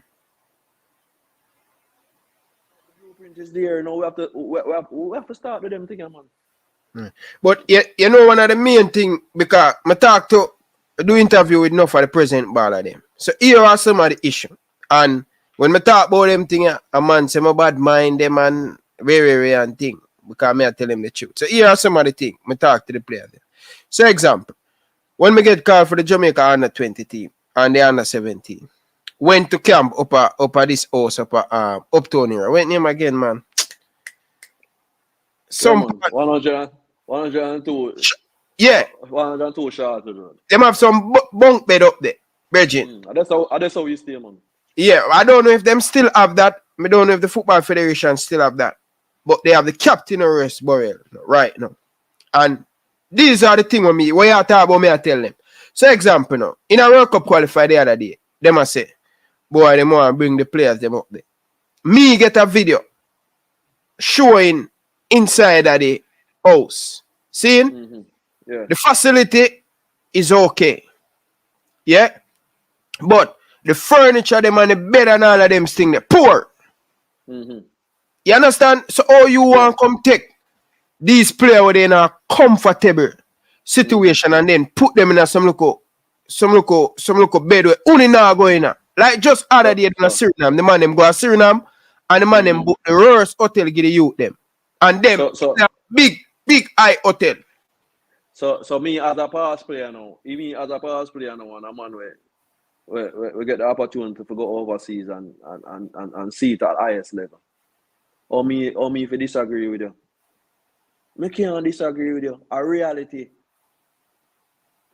You say it perfectly. There's no way you can if you don't want to carry them up there, so into what they want to go. Make it into what they want to go. They should go there and feel comfortable because you should create that environment in the first place. Furniture and everything. Everything. If a pool table for there, where them can play a pool, table tennis for there, where them can play like a table tennis, games room for there, and gym supposed to there, everything for up there, recovery room supposed to there. Maybe when they are building these things, they didn't build it and have discussions with people with football brain. No. Because if there are discussion with people with football brain, to do this, everyone at the national team should be staying up there. Whenever they have a game. So you the perfect place and the perfect venue. Some say So I speak to people from a JF. I say, brother, he keep on tell me say nothing wrong with up there. He ask if me go up there or me stay from Canada. I say, brother, me get video of how the thing is. And me can't agree if we go make video and tell the player them say, oh, you only want too much. I say, go a courts and say, listen, go back to the 98 and say, okay, courts, we have Leon Bailey, we're going to make him do a few ads for you, and we have Ravel Morrison. What we all want. We don't want the money, but can you give us some first class appliance, bed, all of these things? The man them not think. And when they talk like these, a man say, yeah, eat them, and yeah, but my time forget say, yo, I eat pan the JFF. But it's a the reality. We not improve. I don't really eat and I really help you want help and I give you Yeah. information and I give you ideas. Get the thing ideas up. together, you know what I mean? Get the thing up. Go to courts. Go to all of these big furniture place. If the player them say the furniture is not up to speed, Virgin are easy 1-2 that to go to a sponsor. Hey, Leon, do ads for us. Come shopping at such and such and rare. These are ideas where them are come give you things and but you have to go to these places with a plan. You know what I mean? You have to go to these places with a plan and an idea, as they say. But it's the right way to go about it because as I said to you, the blueprint is there, and that was a part of the blueprint. I mean, time has evolved, time has changed. So these players are getting opportunities to go overseas now and see everything at first hand. So what? So why you want them to do that and then come back to this? Come on, bring up the standards. Bring up the standards. The standards should be up. If you want to create something, you have to put. If you do a business tomorrow, you don't have to. If you can't get investors, you don't have to make sacrifice. yeah. If you can't make no sacrifice, not go then, man. If you can't find ways and means, we always I look on. As I say, we can't. No, we are there to solve problems. We may not be able to solve every problem straight away, but we can solve them one by one, for things to be better. The game can't play without the players. Make sacrifice and make the players them comfortable. Yeah, definitely. I know. It's the same because we have experienced it and we have seen it change even through our times to better as well. You get me? I say, but it didn't start like that. Yeah. You get me? But they still have an opportunity because they are still there. Make that better. You know what I mean? To leave a legacy. To improve what they are in. That what they are involved in. And when you step away, you should always leave it in a better place. Or you must not believe in it worse than how you go there and see it. Or same as how you go there and see it. No, you must always add to it. Add to it. If you're not adding to it, you're taking away from the football. The football is not evolving. The football is not winning. The football will be suffering at the end of the day. So these little things play a massive part, you know. So TikTok, listen, TikTok. Brother, big up yourself, brother. Thanks for being here. Big up to all of the people down in the comment section. TikTok, before the World Cup, they want to put the players them in the captain Harrisburg, and the players them say no. Yes, afterwards they put them in the first class hotel and all of these things. But TikTok, you can't tell me that all the years we getting money from FIFA. FIFA money alone can run Jamaican football, the national team. If we get sponsored, it's all the way we spend the FIFA money. So I'm saying, it's no way we play football for so long and we don't have a quiet, nice house with the pools, with the all of these things. Football field. We're supposed to, we're in a football too long and the Jamaica don't have a house where. Not only that, you know, we have been a nation that qualified for the World Cup. World Cup, World Cup, under 17, under 20, females. So we shouldn't be having this discussion. Yes, every national team have a home where they rest them head. Not probably for play a game, but have a home where you don't have to. Yo, may I tell you, let them train and sleep comfortable. Ricardo, we're not supposed to pay so much money for hotel. We're supposed to build our hotel, build our player house. We're comfortable. We don't have to like spend this money. We're comfortable like the hotel, like the first class hotel. Yeah, you understand? I agree. So that's what I'm saying, Bridging. We hurry up and build a Captain Horace Burrell, and God know. Come on, brother. If you not build the thing, just build it for a long-term thing. And nobody come tell me, say, oh, this is not Bolton, this is not Philadelphia, this is not Liverpool. We not try to be like Liverpool. We not raise the standard a little bit. So the AFC hotel AFC hotel in Liverpool or Bolton or Jamaica, you know.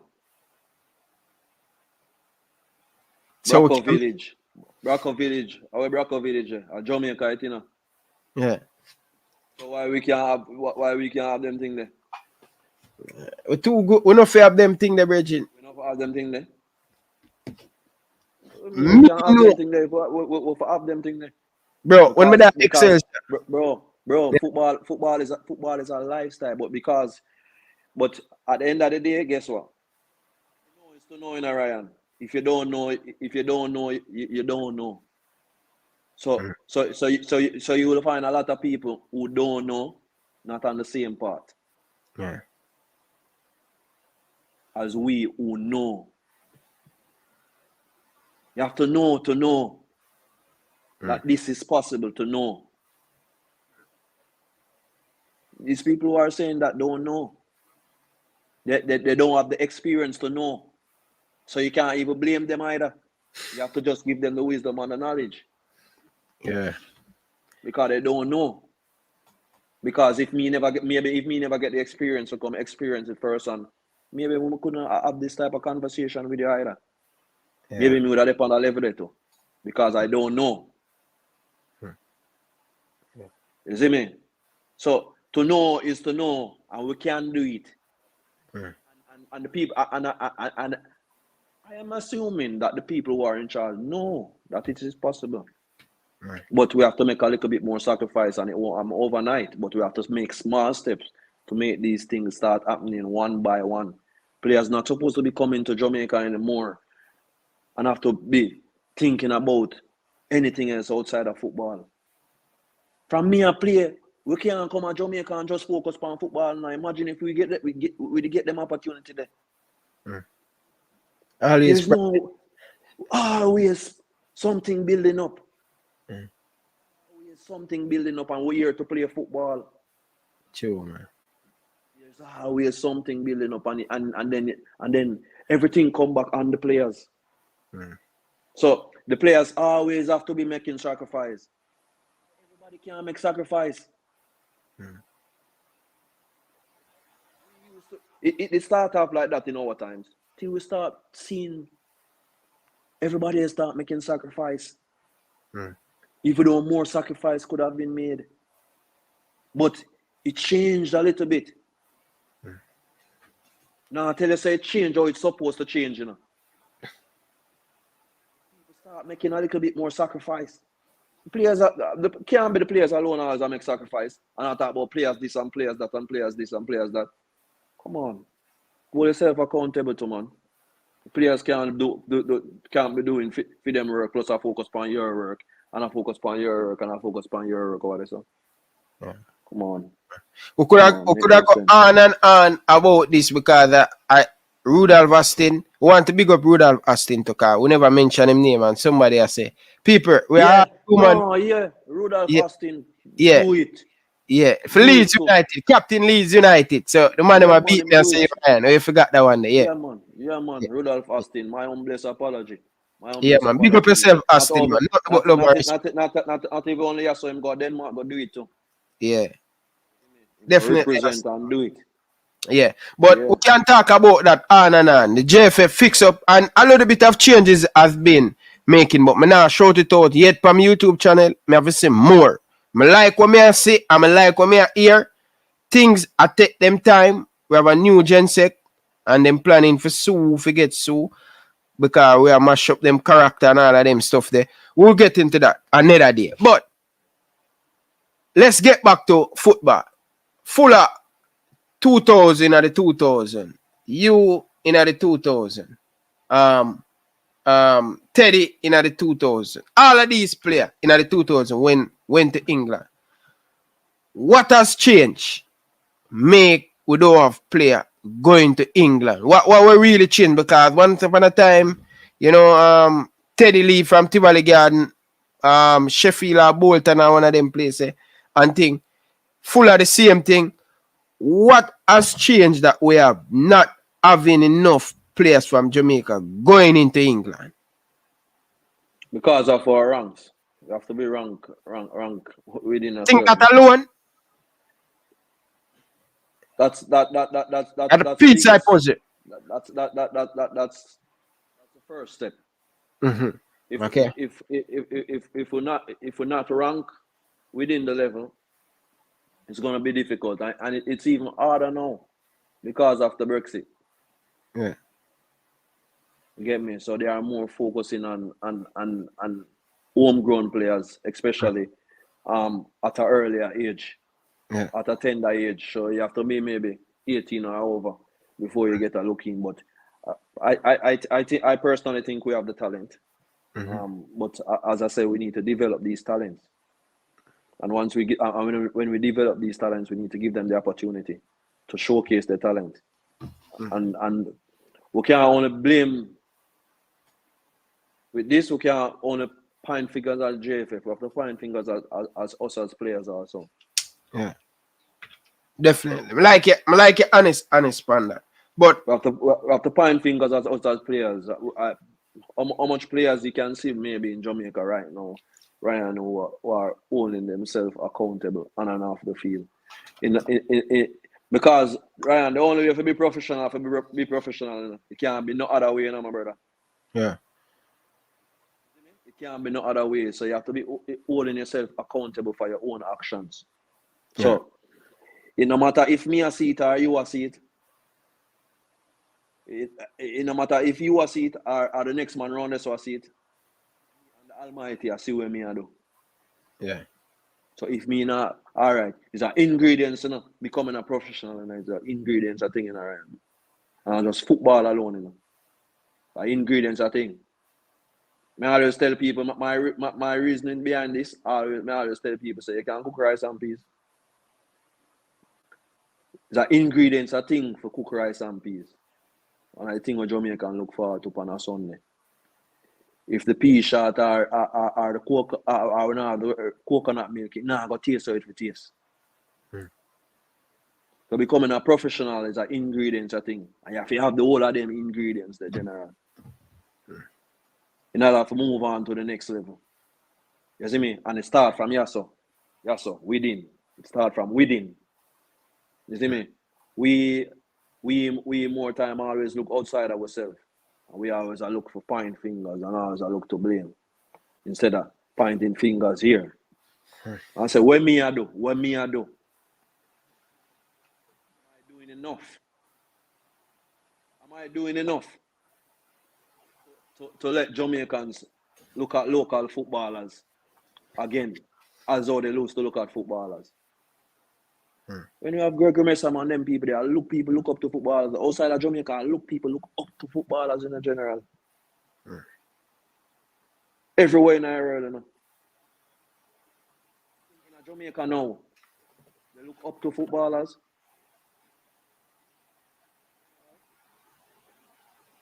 We have to make them do that. Oh, we make them do that. We have to play our part to general. We have to play our part. We have to hold ourselves accountable. We have to start operate some different way. We have to start carry ourselves some different way. One things too. Everything, man, is an ingredients, I think, my brother, man. The whole ingredients, I think, my family. Yeah, definitely. You see me? But our talent though, Our talent is unbelievable. And if we just fix the little principles them where the talent can just shine fluently. I will eat more have, man, because guess what? The thing I'll get back to a level where we're ranking at the level them we need for rank again. Yeah. And people are see what I do well on a consistent level. Sure. You see me? Yeah. Definitely. All right. So from 98 to 2012, you played for Bolton, right? 2011, you went to Preston Norton. You know, one of my team them. You know, you went on loan 4 appearance and stuff. You know how many appearances you have for Bolton? You have over 342. Is that correct? Or you don't remember? Yeah, man. We over 200. I know for sure. Yeah. No, In and around that. over In and around that era. Over 300, bro. Yeah, man. In and around that era. Yeah, man, yeah. My little stint at Preston was really good, and it was really to get match conditioning after recovering from one of my knee injuries. Yeah. But it was really good. Few minutes down the road from us. You know what I mean? The experience was really good. They accepted me well. Still have fans down there as well. So even though the game was only 4, but we went there and executed. I bring you back to flashback memory. Remember the goal you scored on Bayern Munich in the man. We can't forget them goals, general. Yeah, man. Them goal always stay close to women. You know what I mean? And before I scored a goal or two, I wanted to say it's a minute before me they score for Bolton. You know what I mean? It's a minute before me they score a goal for Bolton. So that goal really set me back on path and on track again. You know what I mean? Yeah. Wow. So that goal and that experience will always be a part of me, man. Walking out in that stadium, which is it's an unbelievable stadium, with unbelievable atmospheres and against unbelievable players also. You know what I mean? And to go there and as a little town within England and get a draw away to Bayern Munich. It's an unbelievable achievement for Bolton, for myself and Bolton, you know? Yeah, definitely. Yeah. Do you have a house in Bolton? No, I sold it when I was leaving in 2012. Okay. Yeah. I never know more about England right now. Yeah? No, sir. Yeah. I realize you love Jamaica and a region. Yeah, man, I'm there, man. Jamaica, we can't get Jamaica for nothing, man. Jamaica, everything to man. You know what I mean? Because without Jamaica, who would I be? You see me? Yeah, man. As season done, man, for the next plane. You see me? On the first plane out, man. You see me? But they don't know. As me I say, England our second yard still, so quick for reach back at England and a time for reach back at England. You see me? Everything in stages, so we have to just deal with it as it comes. Definitely. But when you're playing for Bolton, you ever thinking about leaving Bolton? Bro, that don't really cross my mind when I play for Bolton still. I just know say I play ball. You see me? Yeah. But I know there are clubs who are interested and who are willing to sign and wanted to sign me. Right. You know what I mean? But unfortunately, it wasn't meant to be. Yeah. You see me? And destiny is just destiny, you know what I mean? Because I play against some side and here, for example, on 3 occasions when I was supposed to leave Bolton, I pick up knee injuries. Yeah. But I don't really talk about them things there, you see me? Yeah. But no, because somebody asks, you cheat knee injury. Probably it's a footballer tip on how to cheat knee injury, because it seems like you get a lot of knee injury.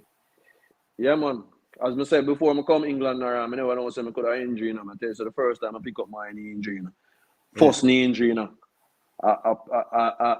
against Barnsley, away, and a man give me a tackle, man. I'm come off of the field and straight away straight, you know, one hospital them carry me a Barnes, and not even carry me back a Bolton. You see me?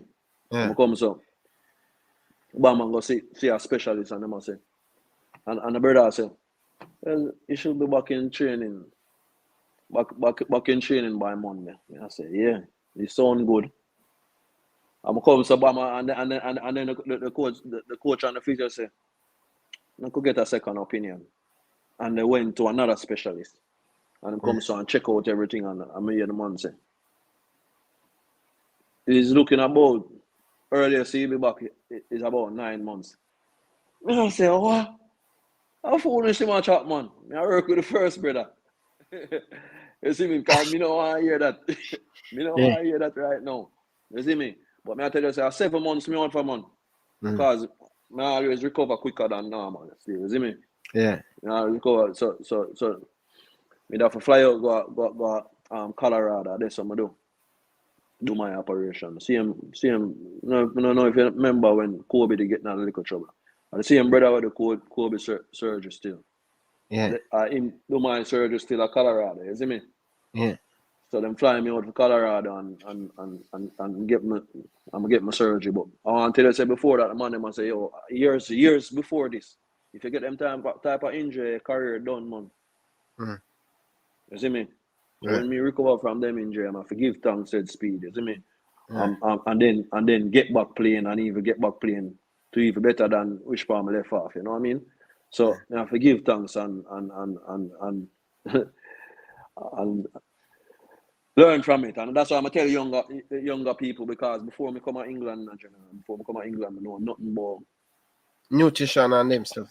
not nutrition and how important it is to take care of your body and how important it is at certain age you need to do strength work. You see me? Because when you get them chance to come overseas, you know, the loads on the body now become different. Me I tell you, if I tell you about it. The load of the body I take on, and you could pace them with their Jamaica again, or the little things them we have to do at Jamaica now. No.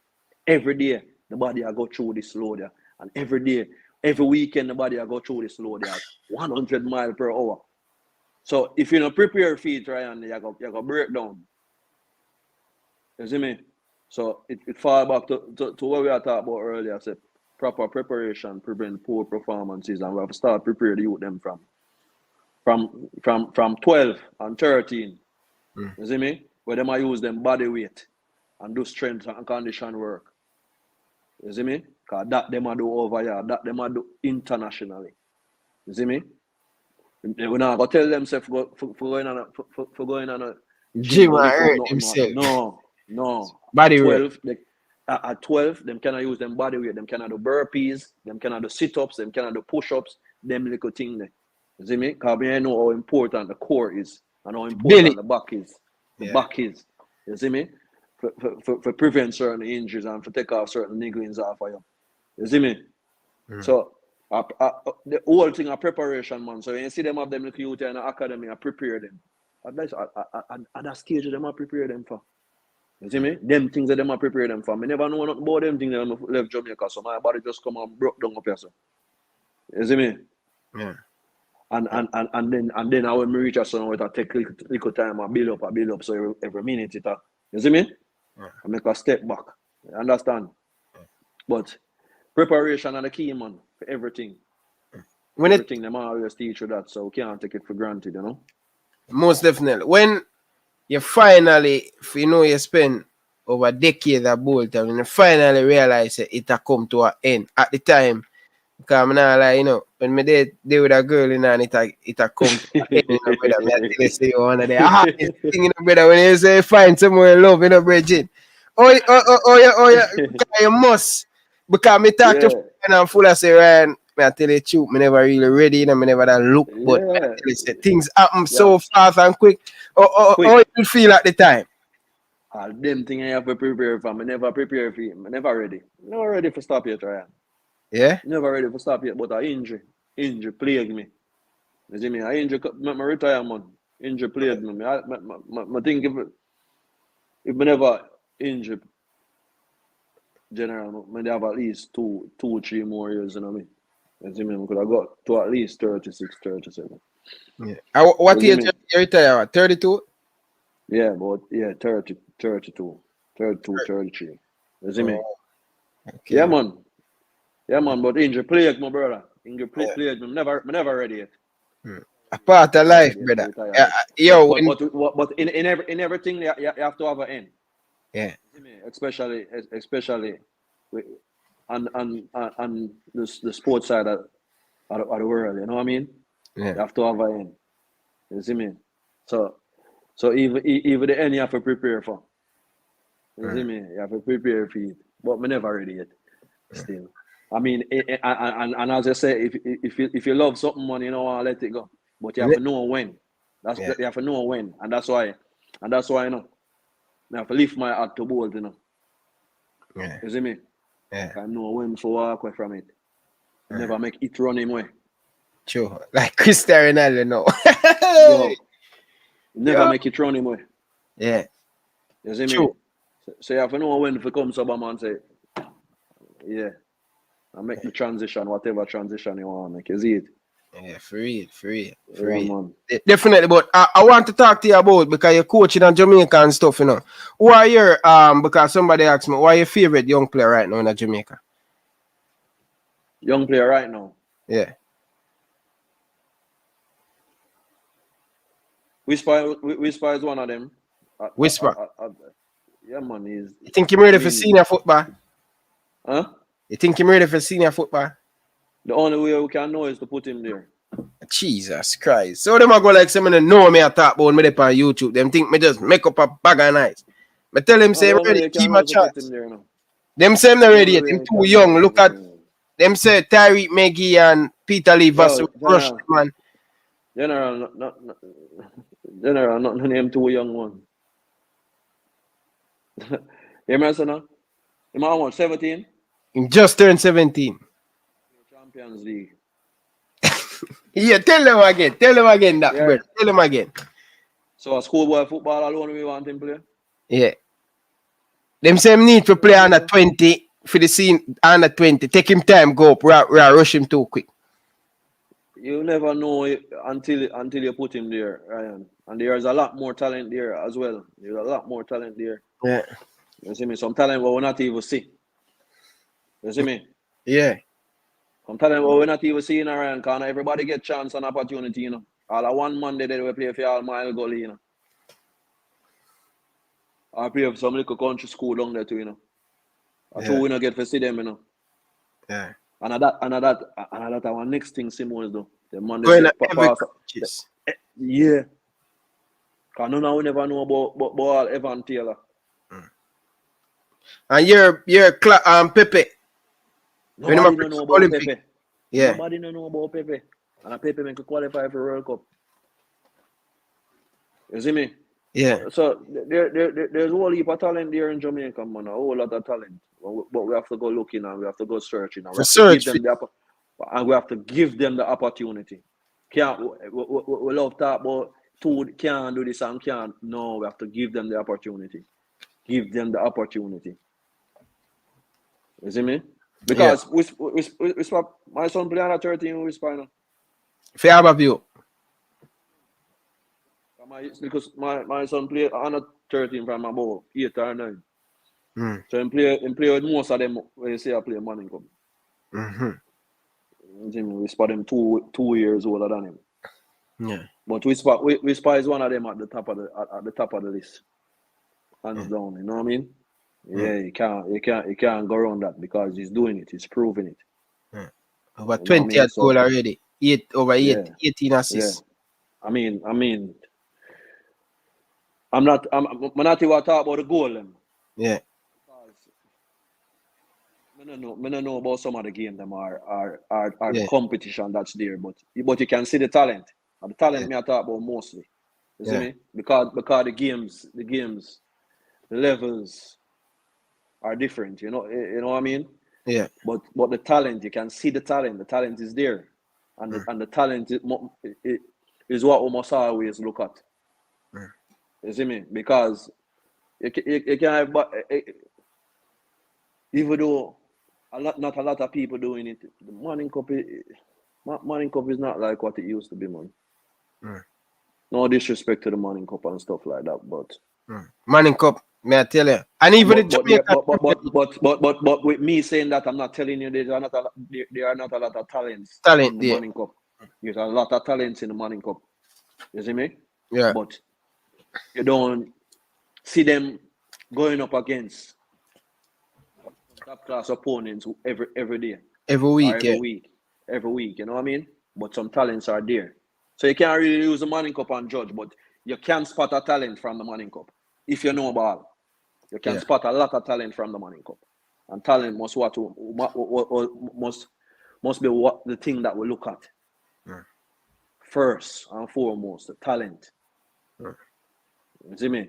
Just like how somebody, just like how Michael from Steve Francis could have said, you must like you have little talent in him. Prime go Wilmers for track and field. You're supposed to can spot the talent. You see me? Can get the talent, and you're supposed to can fix the talent. Just like if you see a piece of furniture where you want to buy and put in your house, you're supposed to can say that furniture is nice, you know. You buy it and you keep it at a standard. No. True. Yeah, man, I said go. Definitely. So JPL now, can I run through the stuff them now? Can I talk to you about you? JPL now, standard, because I tell you the truth, as a youth from Rima, watching on it, overview. I never like overview, bro. Like, yo, man, them that Jeremy and you, Jesus. Yo, tell you about him. Kirk Porter can tell you about overview. Overview, Waterhouse, you know. So when we really look on the JPL still and thing, and may I tell people that the talent where you usually come to, like when I look at Arnett Gardner, you have Chinsu, you have Pele Wilson, you have Kunte, you have Rami, Poole, you go out down a Boystone, you have O'Neal Bigger Thompson, you have George Vernal, you have Michael Campbell, you have a lot of them. When you go at Tivoli, you have Steve Green, you have Roland Dean, you have Nafian Boy, you see me I say Teddy Johnson, Ricardo Fuller, when you leave Christopher Nichols, so when you leave Harborview, you have Jeremy Taylor, you have Bibi, you have Scarlett, you know what I mean? Fabian Taylor usually play for I think Fabian Taylor usually play for JC, and then you have this boy who usually play for Bridgeport, one striker, what's his name? Him play with Bigger Petra King. Yeah. All right. I think so, no Bridgeport Fabian play for. Fabian Taylor play for. I think so. I'm not sure which high school him play for, but the man they go foreign go do it, you know. Yeah. You see me? Yeah. And then when you do a boomer, you go over up Waterhouse, you have Joe McGardner, you have Irving English, you have Spoon, you have McCallum, all of them. So and when you go at Moby, when you go at Seba at the time, you have Seba, you have all of these players, you have Wadada, Tuffy Anderson. Like, I now see when I watch the JPL, because I cover the JPL, you know, I now see the team of a whole heap of can count on 5-6 players where I go bring out the people there. I don't really see it. What we now get them talent, they're like, yo, like, I mean, I watch it Premier League 2008, 2009 when Waterhouse are run down Harborview are lead by 15 points and the man them come back and close the gap. And next thing to, when you look at Arnett, you have Puma sponsor them. When you look at Tivoli, you have Nike sponsor them. When you look at Boystone, you have Real Navy, you have Water sponsor them. When you look at Harborview, you have the Adidas and Gatorade. You know what I mean? When you go back at Waterhouse now, you have Tankwell, you have Joma, usual sponsor Waterhouse. Like, we are get some of them biggest corporate company for these Tivoli and Boystone, Harborview. What happened? Why we not get some of these big company in the Premier League back again and the player? You know, give me a perspective as a former player. Well, I can't speak as of late because I don't watch Wally. I don't get to see much of the Premier League. You know what I mean? But based off of experience and things still, I think for a long while now, last season maybe the most talk about Premier League season. Yeah, for a long while. You would have said so?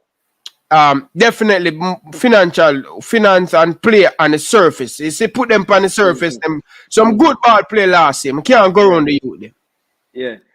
And you know, a lot of people may not look into it, but that was down to maybe the schoolboy football wasn't around because they are not allowed to play the schoolboy football and the Premier League at the same time.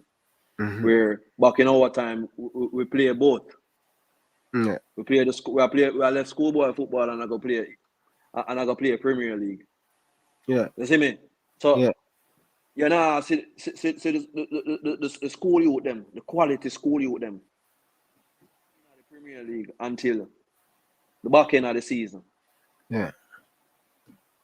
You know, I see them from the start of the season where them can settle in the league and you can get that level of competitiveness. Yeah. The last time around was the most competitive season. If you really look upon it still, you see me? Yeah. Last year. To me, yeah. To me. It was really competitive. And I think it's because it's because they never have no schoolboy football. So that the schoolboy them look forward to. So that them they involved from the start. You see me? So them get for second in the competition. Get me? I say I don't know that them bring up a rule where you say you can't play both leagues. Yeah. I don't know if it's the amount of games are the reason for that, but I think that amper it a little bit. Yeah, it hamper the growth height and hamper also the growth of the kids also because the good ones them don't get to be competitive every week. You see me? So with them being competitive every week, it also raise their game. Raise the standard of the game. And raise the standard of the football match where you watch. Yeah. You see me? Because you have the better players from the Manning Cup and from the Dakar Cup representing each team. Yeah. That's just my opinion, though. Yeah, may agree with you on that. I think going forward, though, I think if you play 2 Manning Cup and you're good, you know, you have some late bloomers. So you want to leave the late bloomer them to play. You understand? But if you're good enough, I think them should come and play the Premier League. But I'm telling you, bro, like we as Jamaican have to get together and sit around a table because it's hard. Because you have a thing. I can tell you, because I have past students, brother. And them past students put a whole heap of money in the football. So when you go tell one of JC or Exclsuive best player, say, yo, don't play for your school, come play Premier League. It's another, yo, we need because not alive. To me, disappointing. This is them needs to go play about schoolboy football. No, he might wait for them documents for go over, for go to Belgium though. Him win him. But he should have played Premier League. So what's the best way to prepare him to go to Belgium? Schoolboy just coming off an injury. Or the Premier League. Premier League, man. Premier League, him should have done Mount Pleasant said I play some ball. Okay. My point exactly. So it's that kind of little bit that kind of disappointing still, you see me? It's kind of disappointing. Yeah, man, play under 20 up there so the other day and then for come back. I say, yo, why am I playing under 20? I play the senior team. Yeah, so I say, why am I playing another year in the thing? But as I say, we need to sit around the table.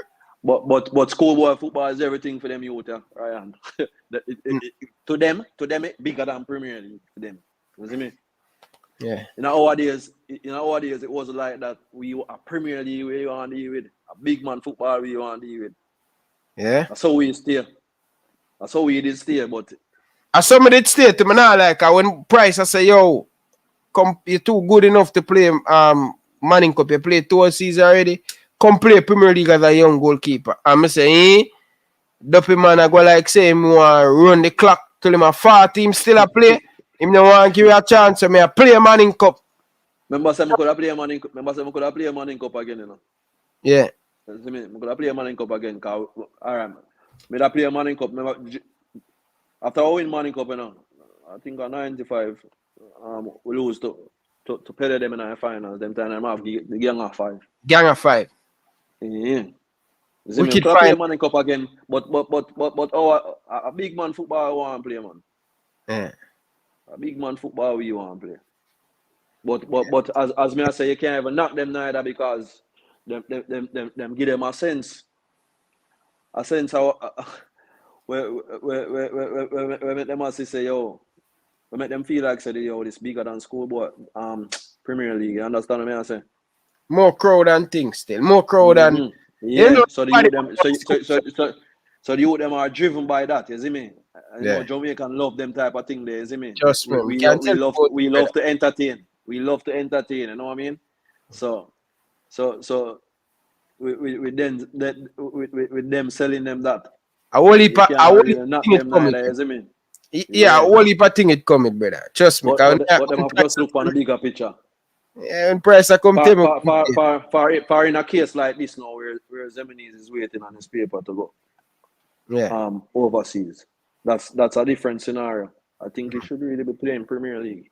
Yeah. You see me? Because I'm sure and guarantee, even at Premier League level, even if you leave at Premier League level, when you leave Premier League level and go overseas, bro, it's a whole nother ball game. It's a whole nother catch up. So you can't imagine if playing schoolboy football. You understand? You understand? Yeah. So it's a whole different catch up ball game of go play, man. Yeah. You see me?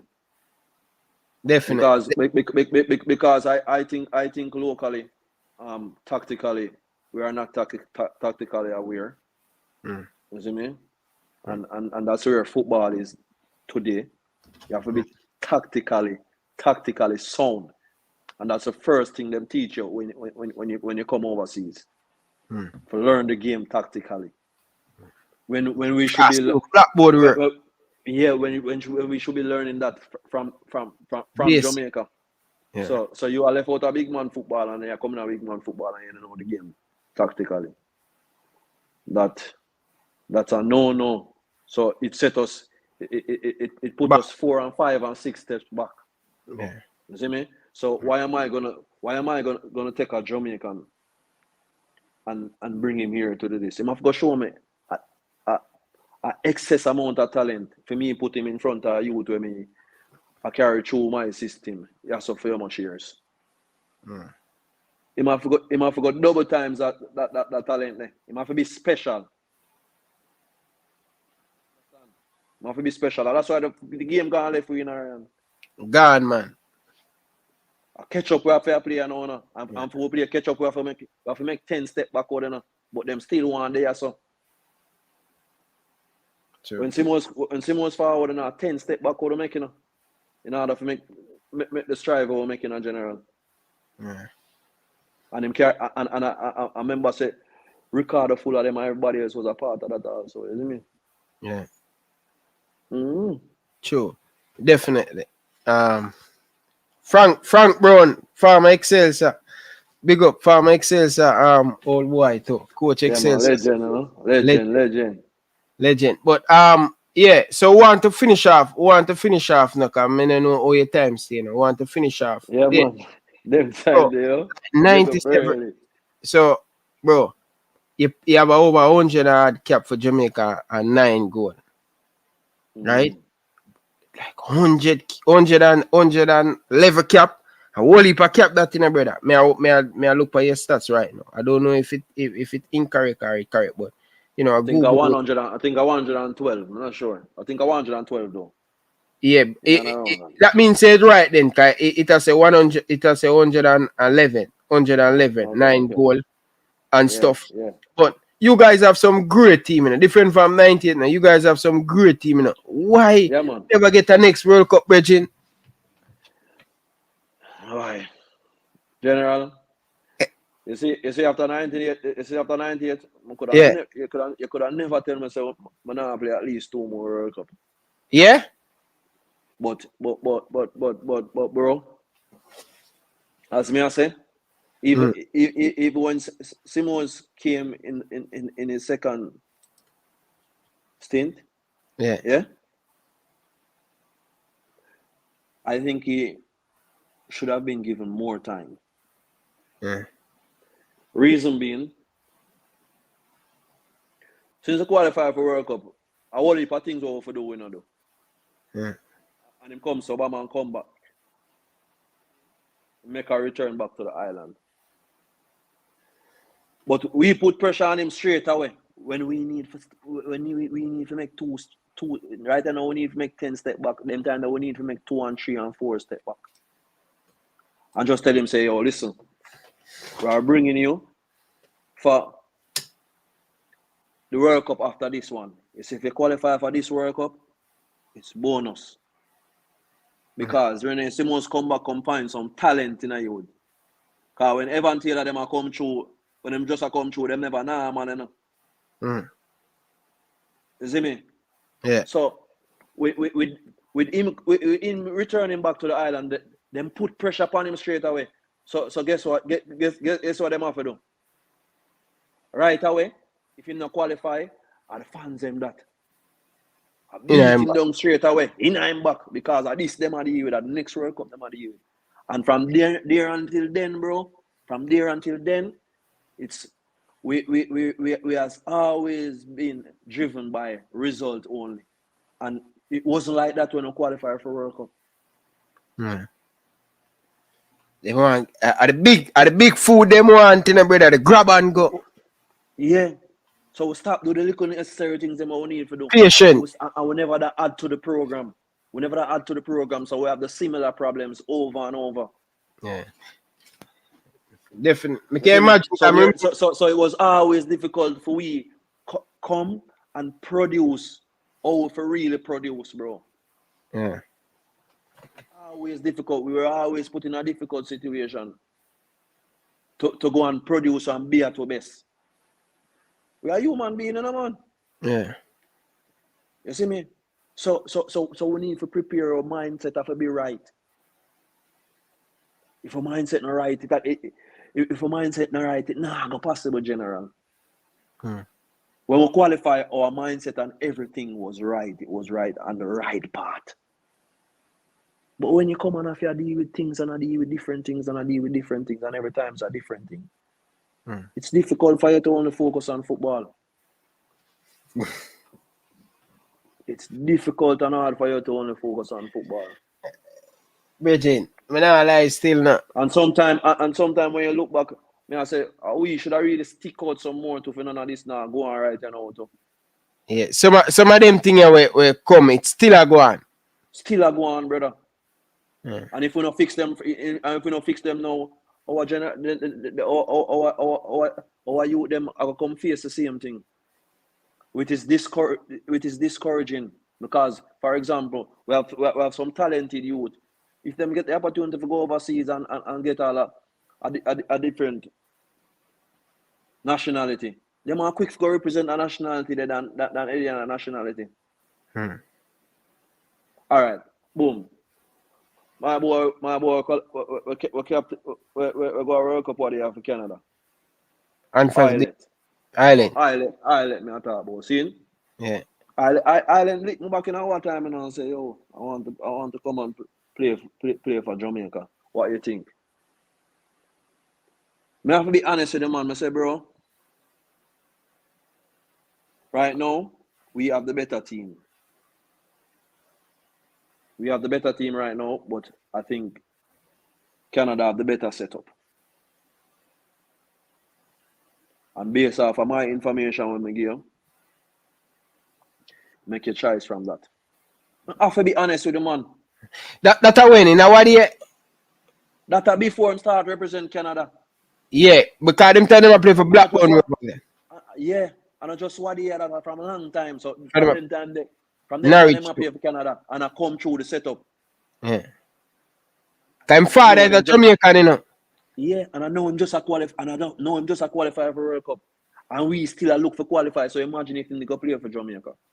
No, and just based off of my information when I give him, and I'm say, bro, we have the better team. I'm not gonna lie to you. We have the better team right now, but I think Canada have the better setup. And it's proven. Because so now they might qualify for World Cup.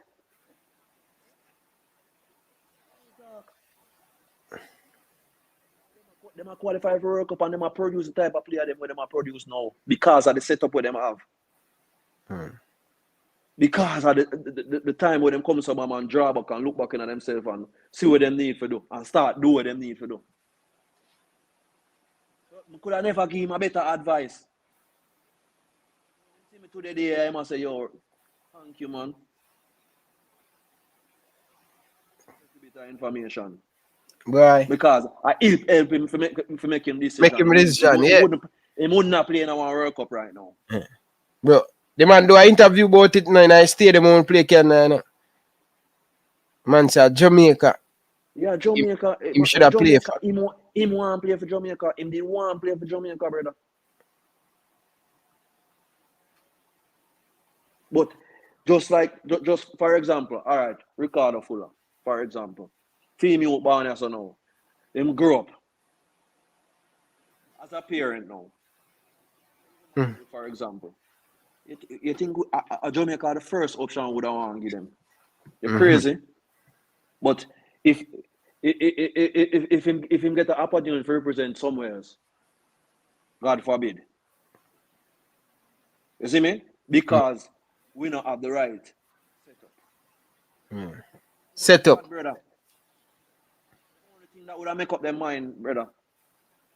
And we have to support them as parents.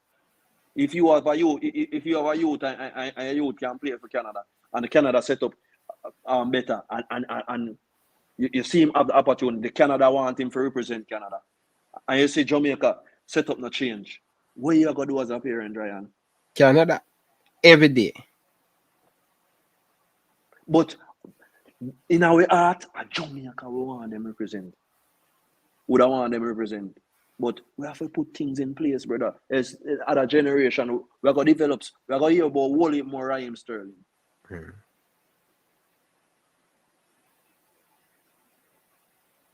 Through Jamaica, and them are represent other nation. Boy.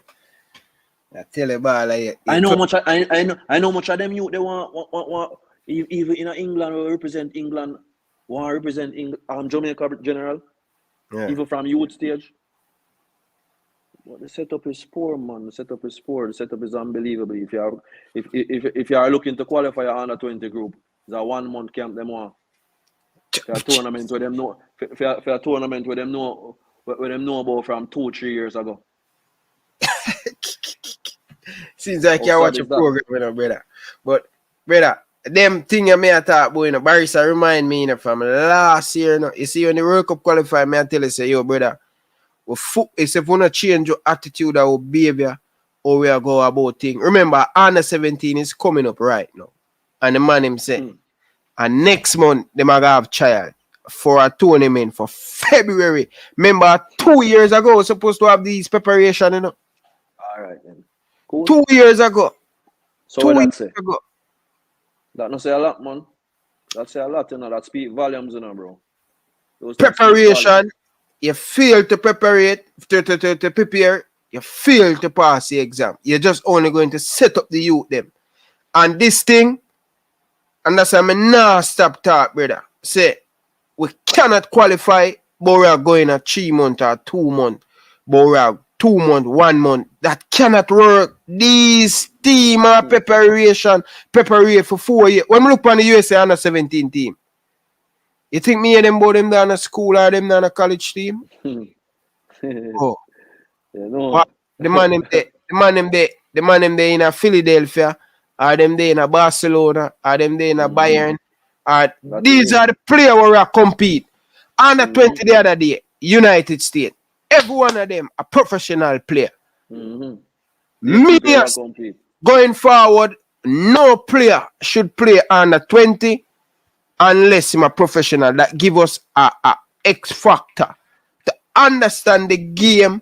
I know so our system different from United States and all of these players, but I tell you say these man from the football federation are failing the nation. I mean now stop beat it down upon them. Players to take some part for it, but when you know advance 3 months, 4 months, a year, 2 years, so the under 17 is coming up. You see what me do with the under 17 girls, them embarrassment, 16, and them more than 13 where I get.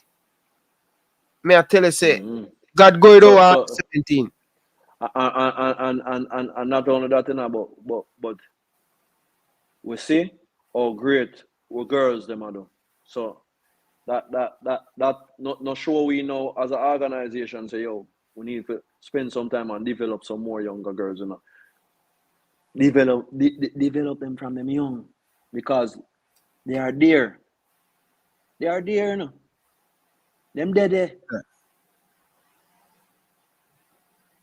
But they want the opportunity to develop. They are not. That's why I tell you, say we need to have local camps. That's why I tell you it was a breath of fresh air to see the group where take part in the Cameroon game. Yeah.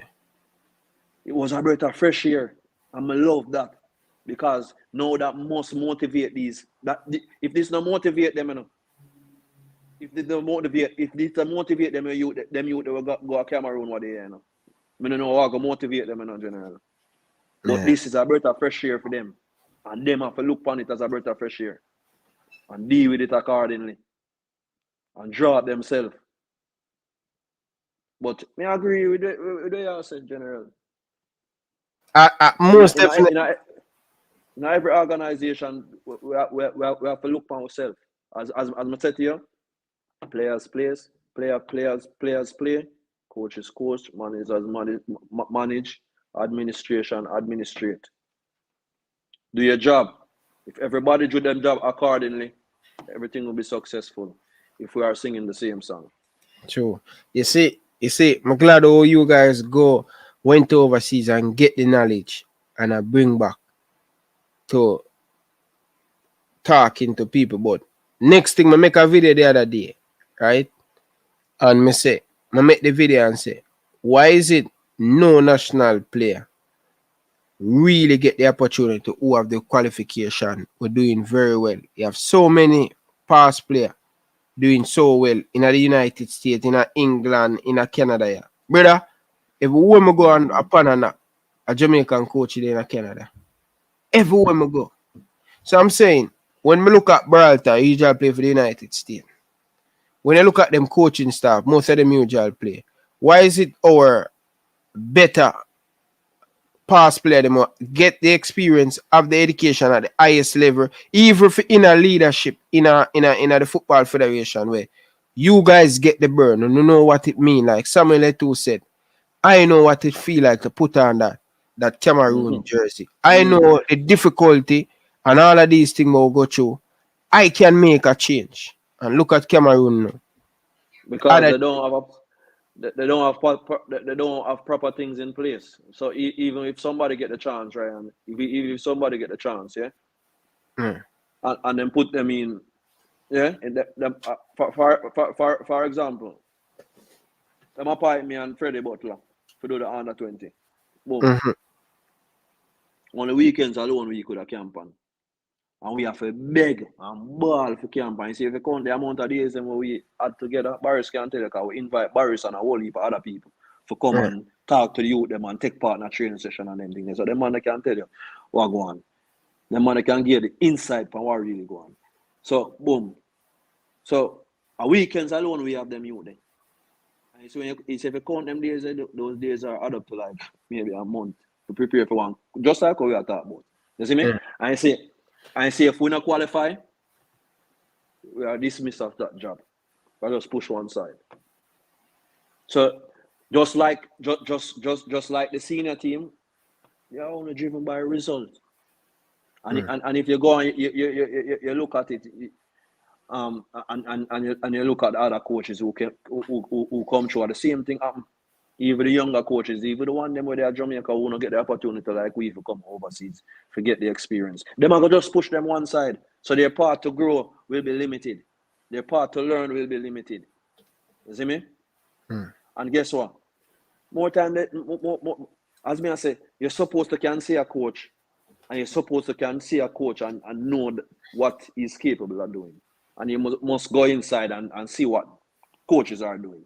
You see me? If you spot a coach from Jamaica who you say love the game and want to give to the game, you are in a position to send him overseas, man. Send him overseas. Send him going on one little Arsenal. You know what that do for him, you know? Ask, make connection. Send him go on Arsenal for a week.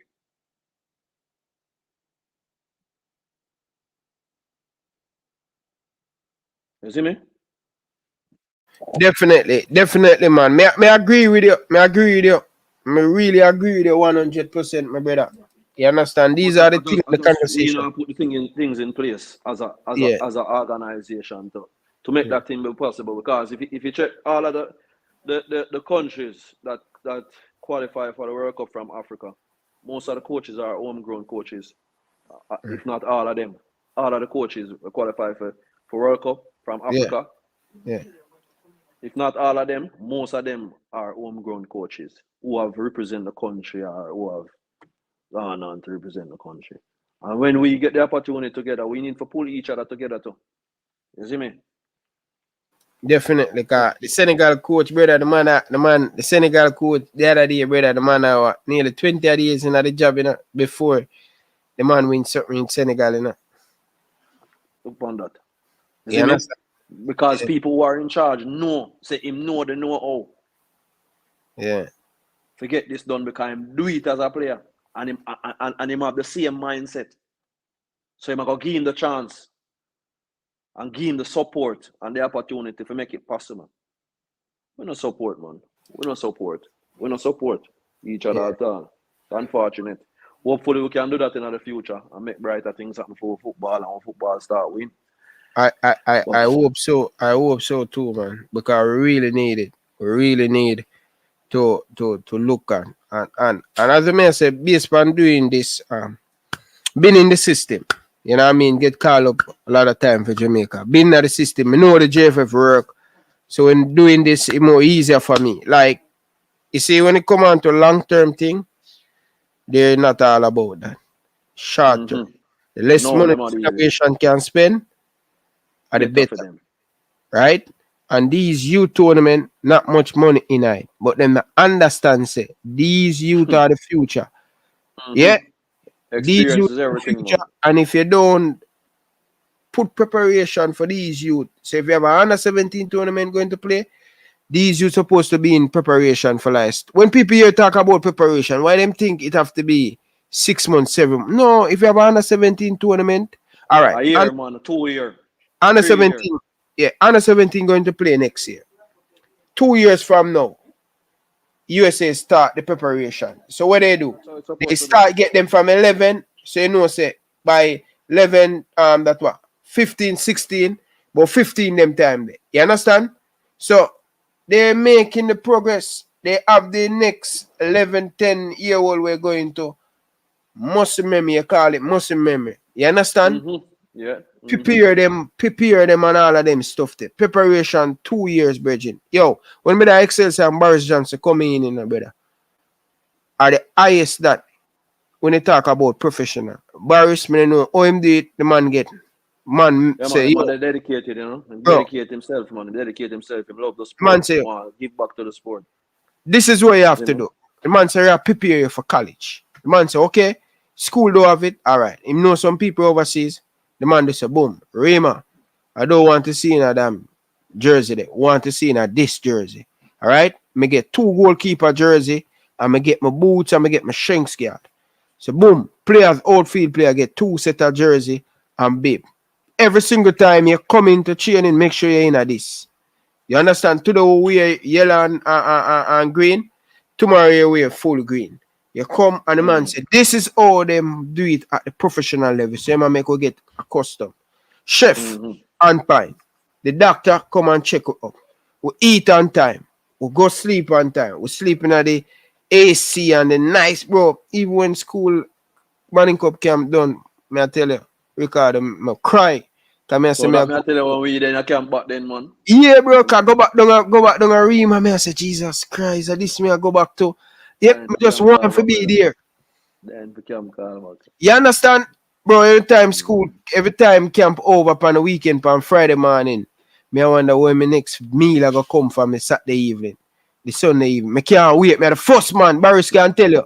Me are the first man Yeah, as the man. captain back 10 o'clock. School, we supposed to reach back 2 o'clock.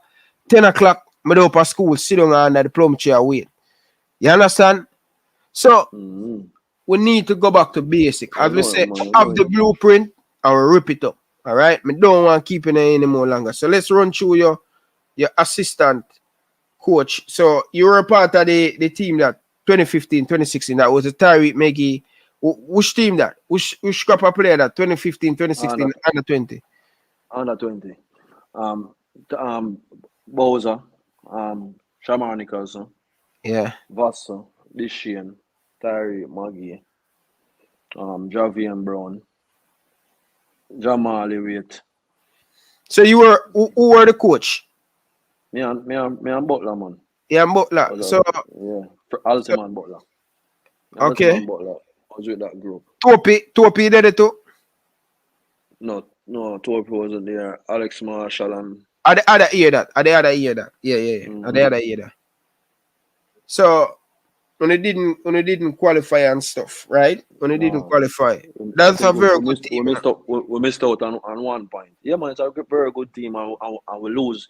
We lost this year through injury, and he was one of the go-to players. Go-to person, yeah. Yeah, and we were unfortunate. We were unfortunate not to qualify.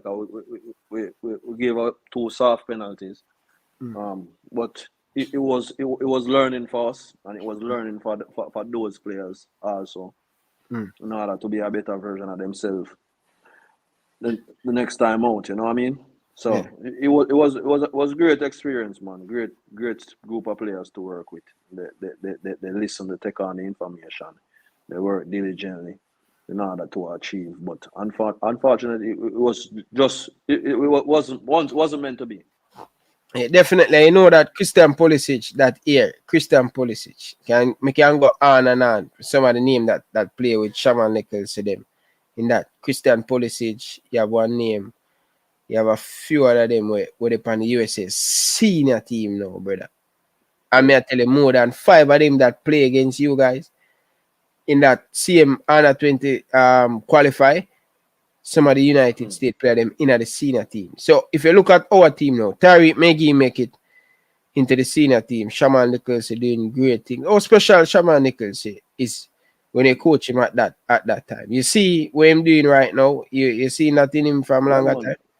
Yeah man. Very determined, hungry. You know what I mean? Want to make an impact. I mean, straight away we could know that he was one for the future. You know what I mean? We could put him even in a number 10 position. You know what I mean? He would have done what they are create and try to carry out our information or want to carry out on the field. You know what I mean? But more than anything else, he was determined and he was hungry in order to give everything and in order to be a better version of himself. You know what I mean? Yeah. So you could have seen that from day one. Definitely. So 2015, 2018, our of you head coach. You sum it up. Don't want to have your tool no more long, my brother. Trust me. Sum it up. Yeah, man, Back to your home. Another great experience. Trust me. We work with some nice group of you to create a very good environment. Myself and Fabian Taylor and Bigger as well, O'Neill Smith. Yeah.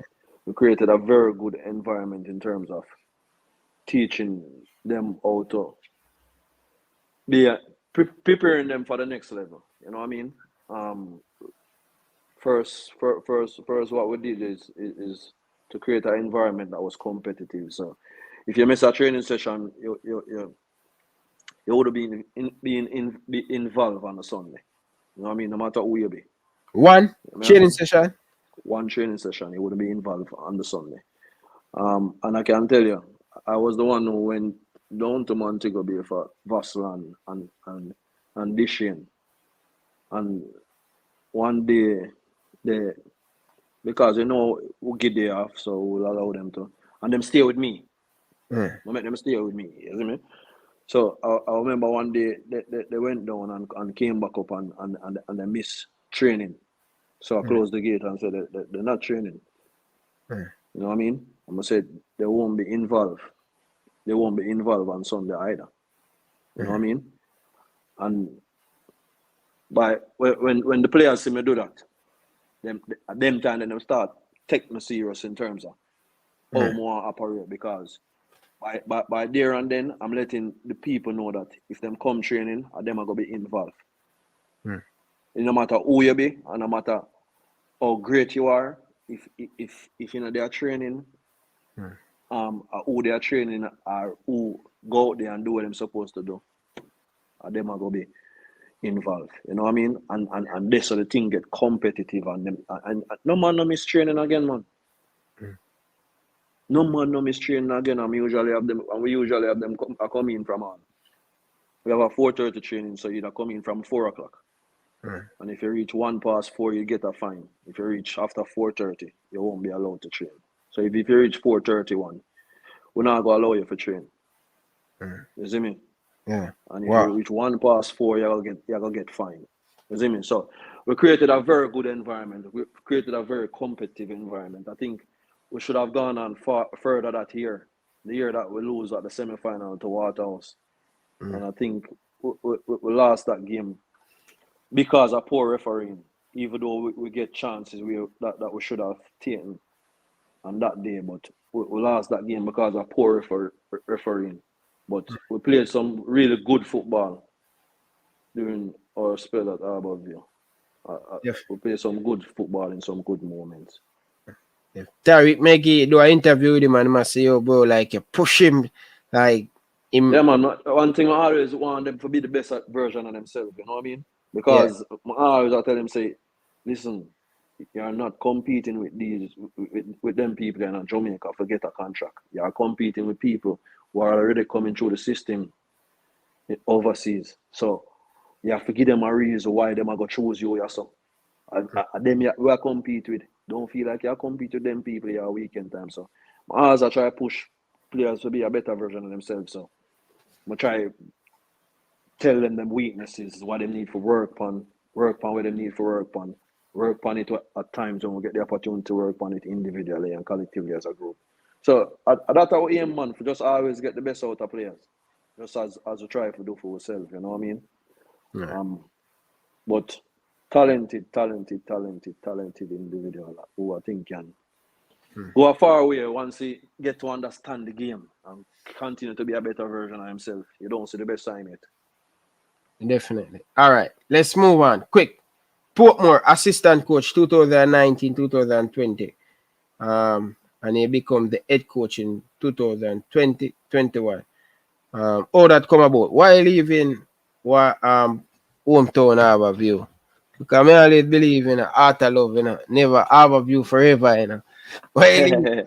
You know, Harborview forever, man. I'm coming home and deal with straight, brother, and a principles me deal with, isn't me?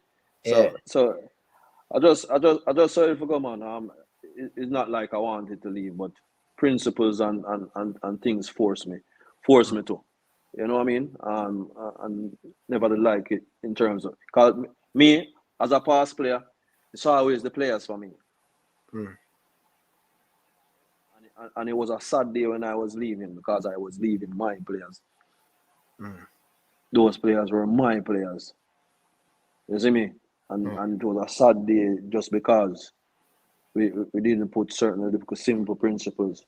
And I think those principles are very important in terms of making sure my players are very up to match par physically and mentally. You know what I mean? Yeah. So didn't want to leave, but I left. Never that plan for do no more coaching in Jamaica. But you don't know me and Mr. Reed good because I come through Jamaica thing and he was the manager back then and he was the secretary. So he called and asked me to come to Portmore, which was a very good experience for me also. You know what I mean? Yeah. So definitely. And then you leave the job, went overseas, personal reason and thing, Bridget. But when we can look forward to see you get back in football, or you just dealing with music, producing and all of them stuff there? No, man. Football are always a part of me, bro. Football give me everything, man. So I don't know how I take part in a football, whether it's mentoring younger ones or guiding younger ones. But it's just a different stage where me have to operate how me have to operate right now, you know what I mean? But we still go further with education in terms of football and go and try do the necessary badges to the highest level as possible. So Okay, we can have it, because we don't know what tomorrow brings, you know what I mean? yeah. So football is a part of woman, and football always going to be a part of it. And we're going to always give back to football, even if you don't hear it in the news, you know what I mean?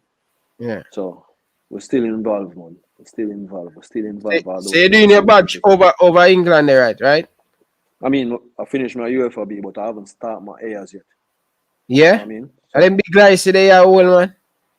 So I'm going to do my UFA, my A.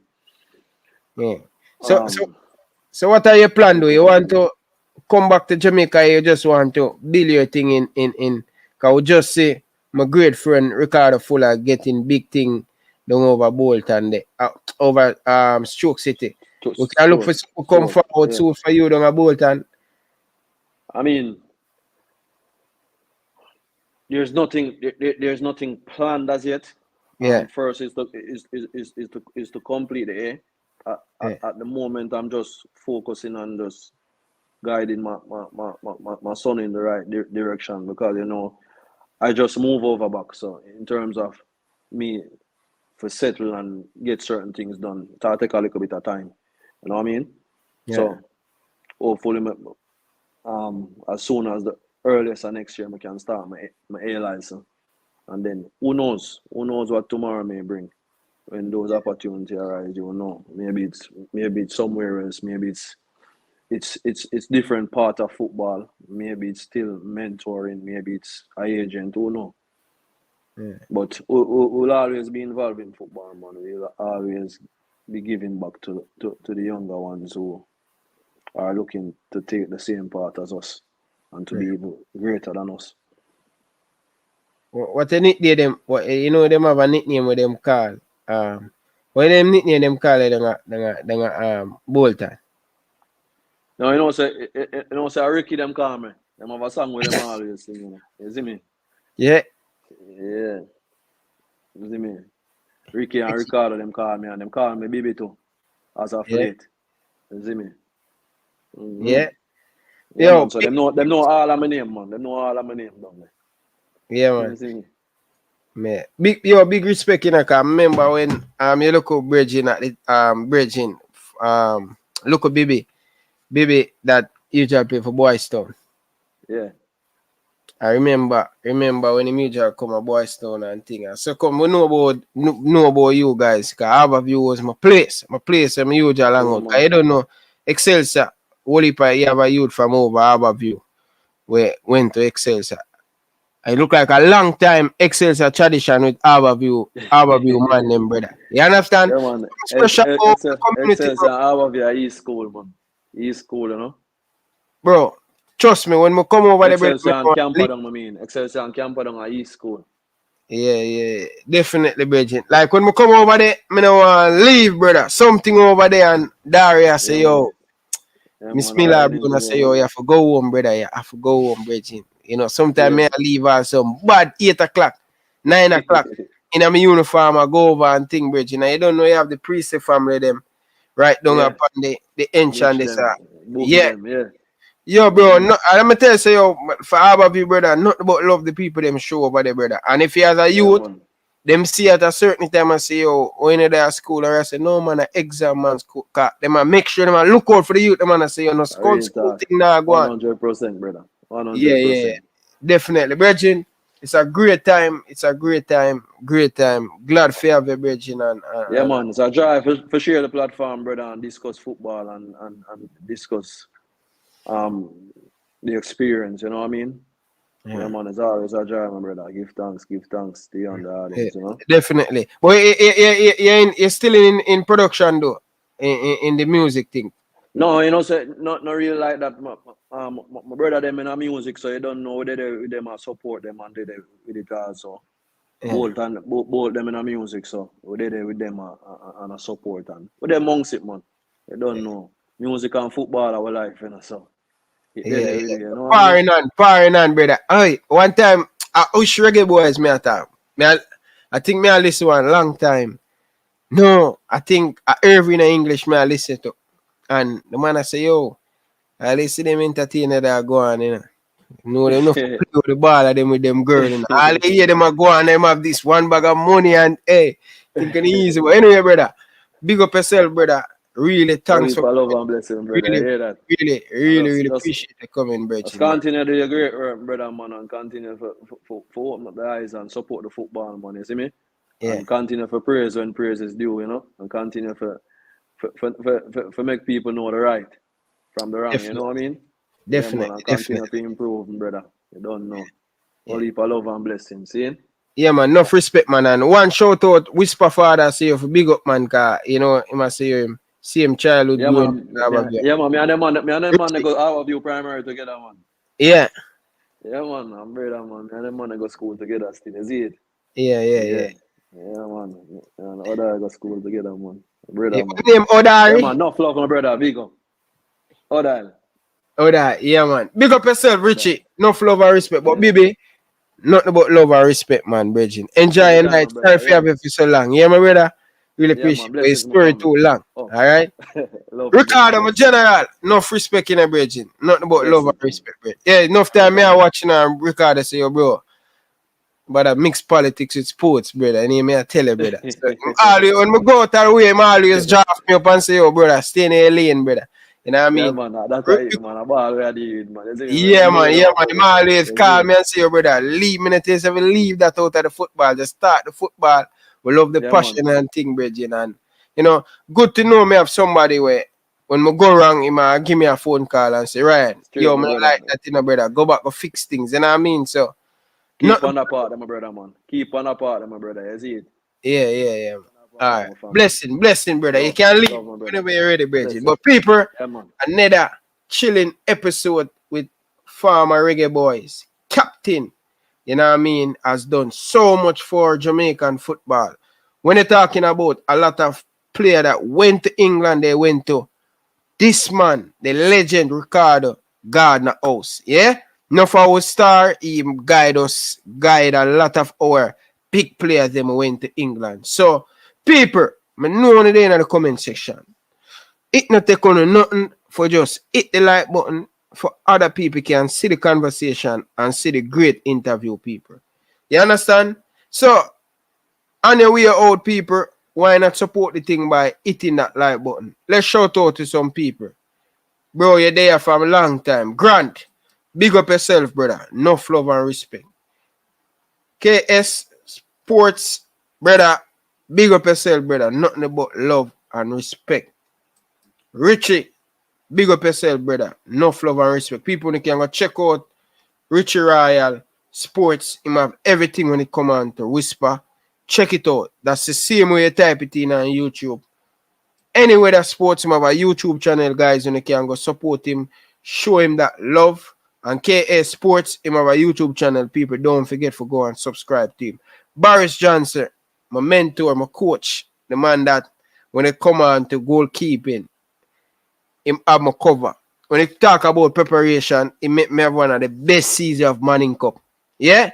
Classic. Can't forget these great days and these things who share and the joy and thing. Big up yourself, Coach Boris. Coach Karomi, big up yourself. Any other sports, big up yourself.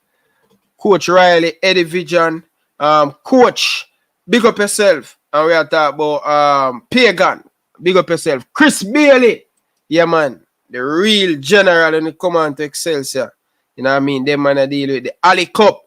Big up yourself, Chris Bailey. Enough love and respect. Read. Big up yourself, brother. Enough love and respect. Appreciate all of you guys. People, all who get big up.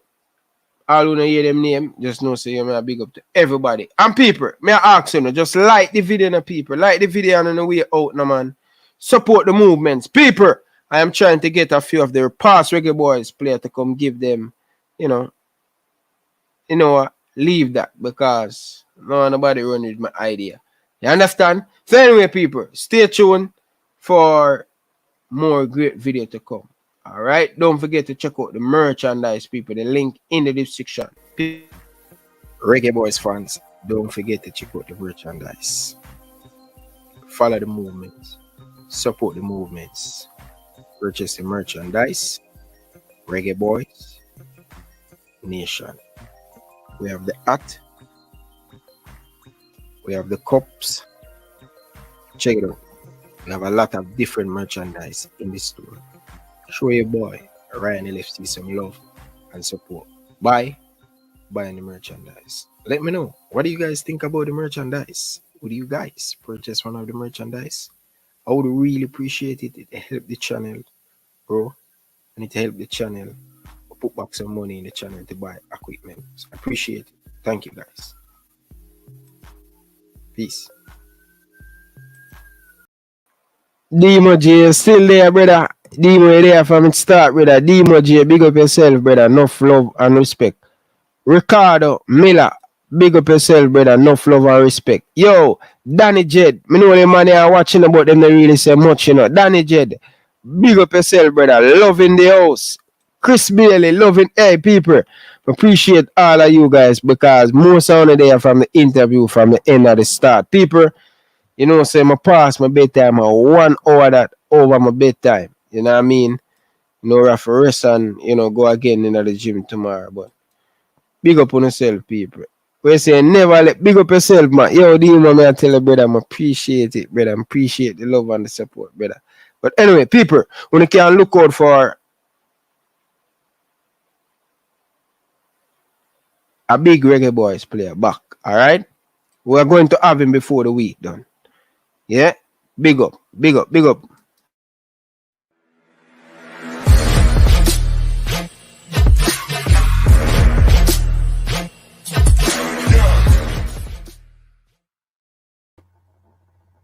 Hi, my name is Tiffany Cameron, Reggae Girls top striker, and you are watching Ryan LFC YouTube channel.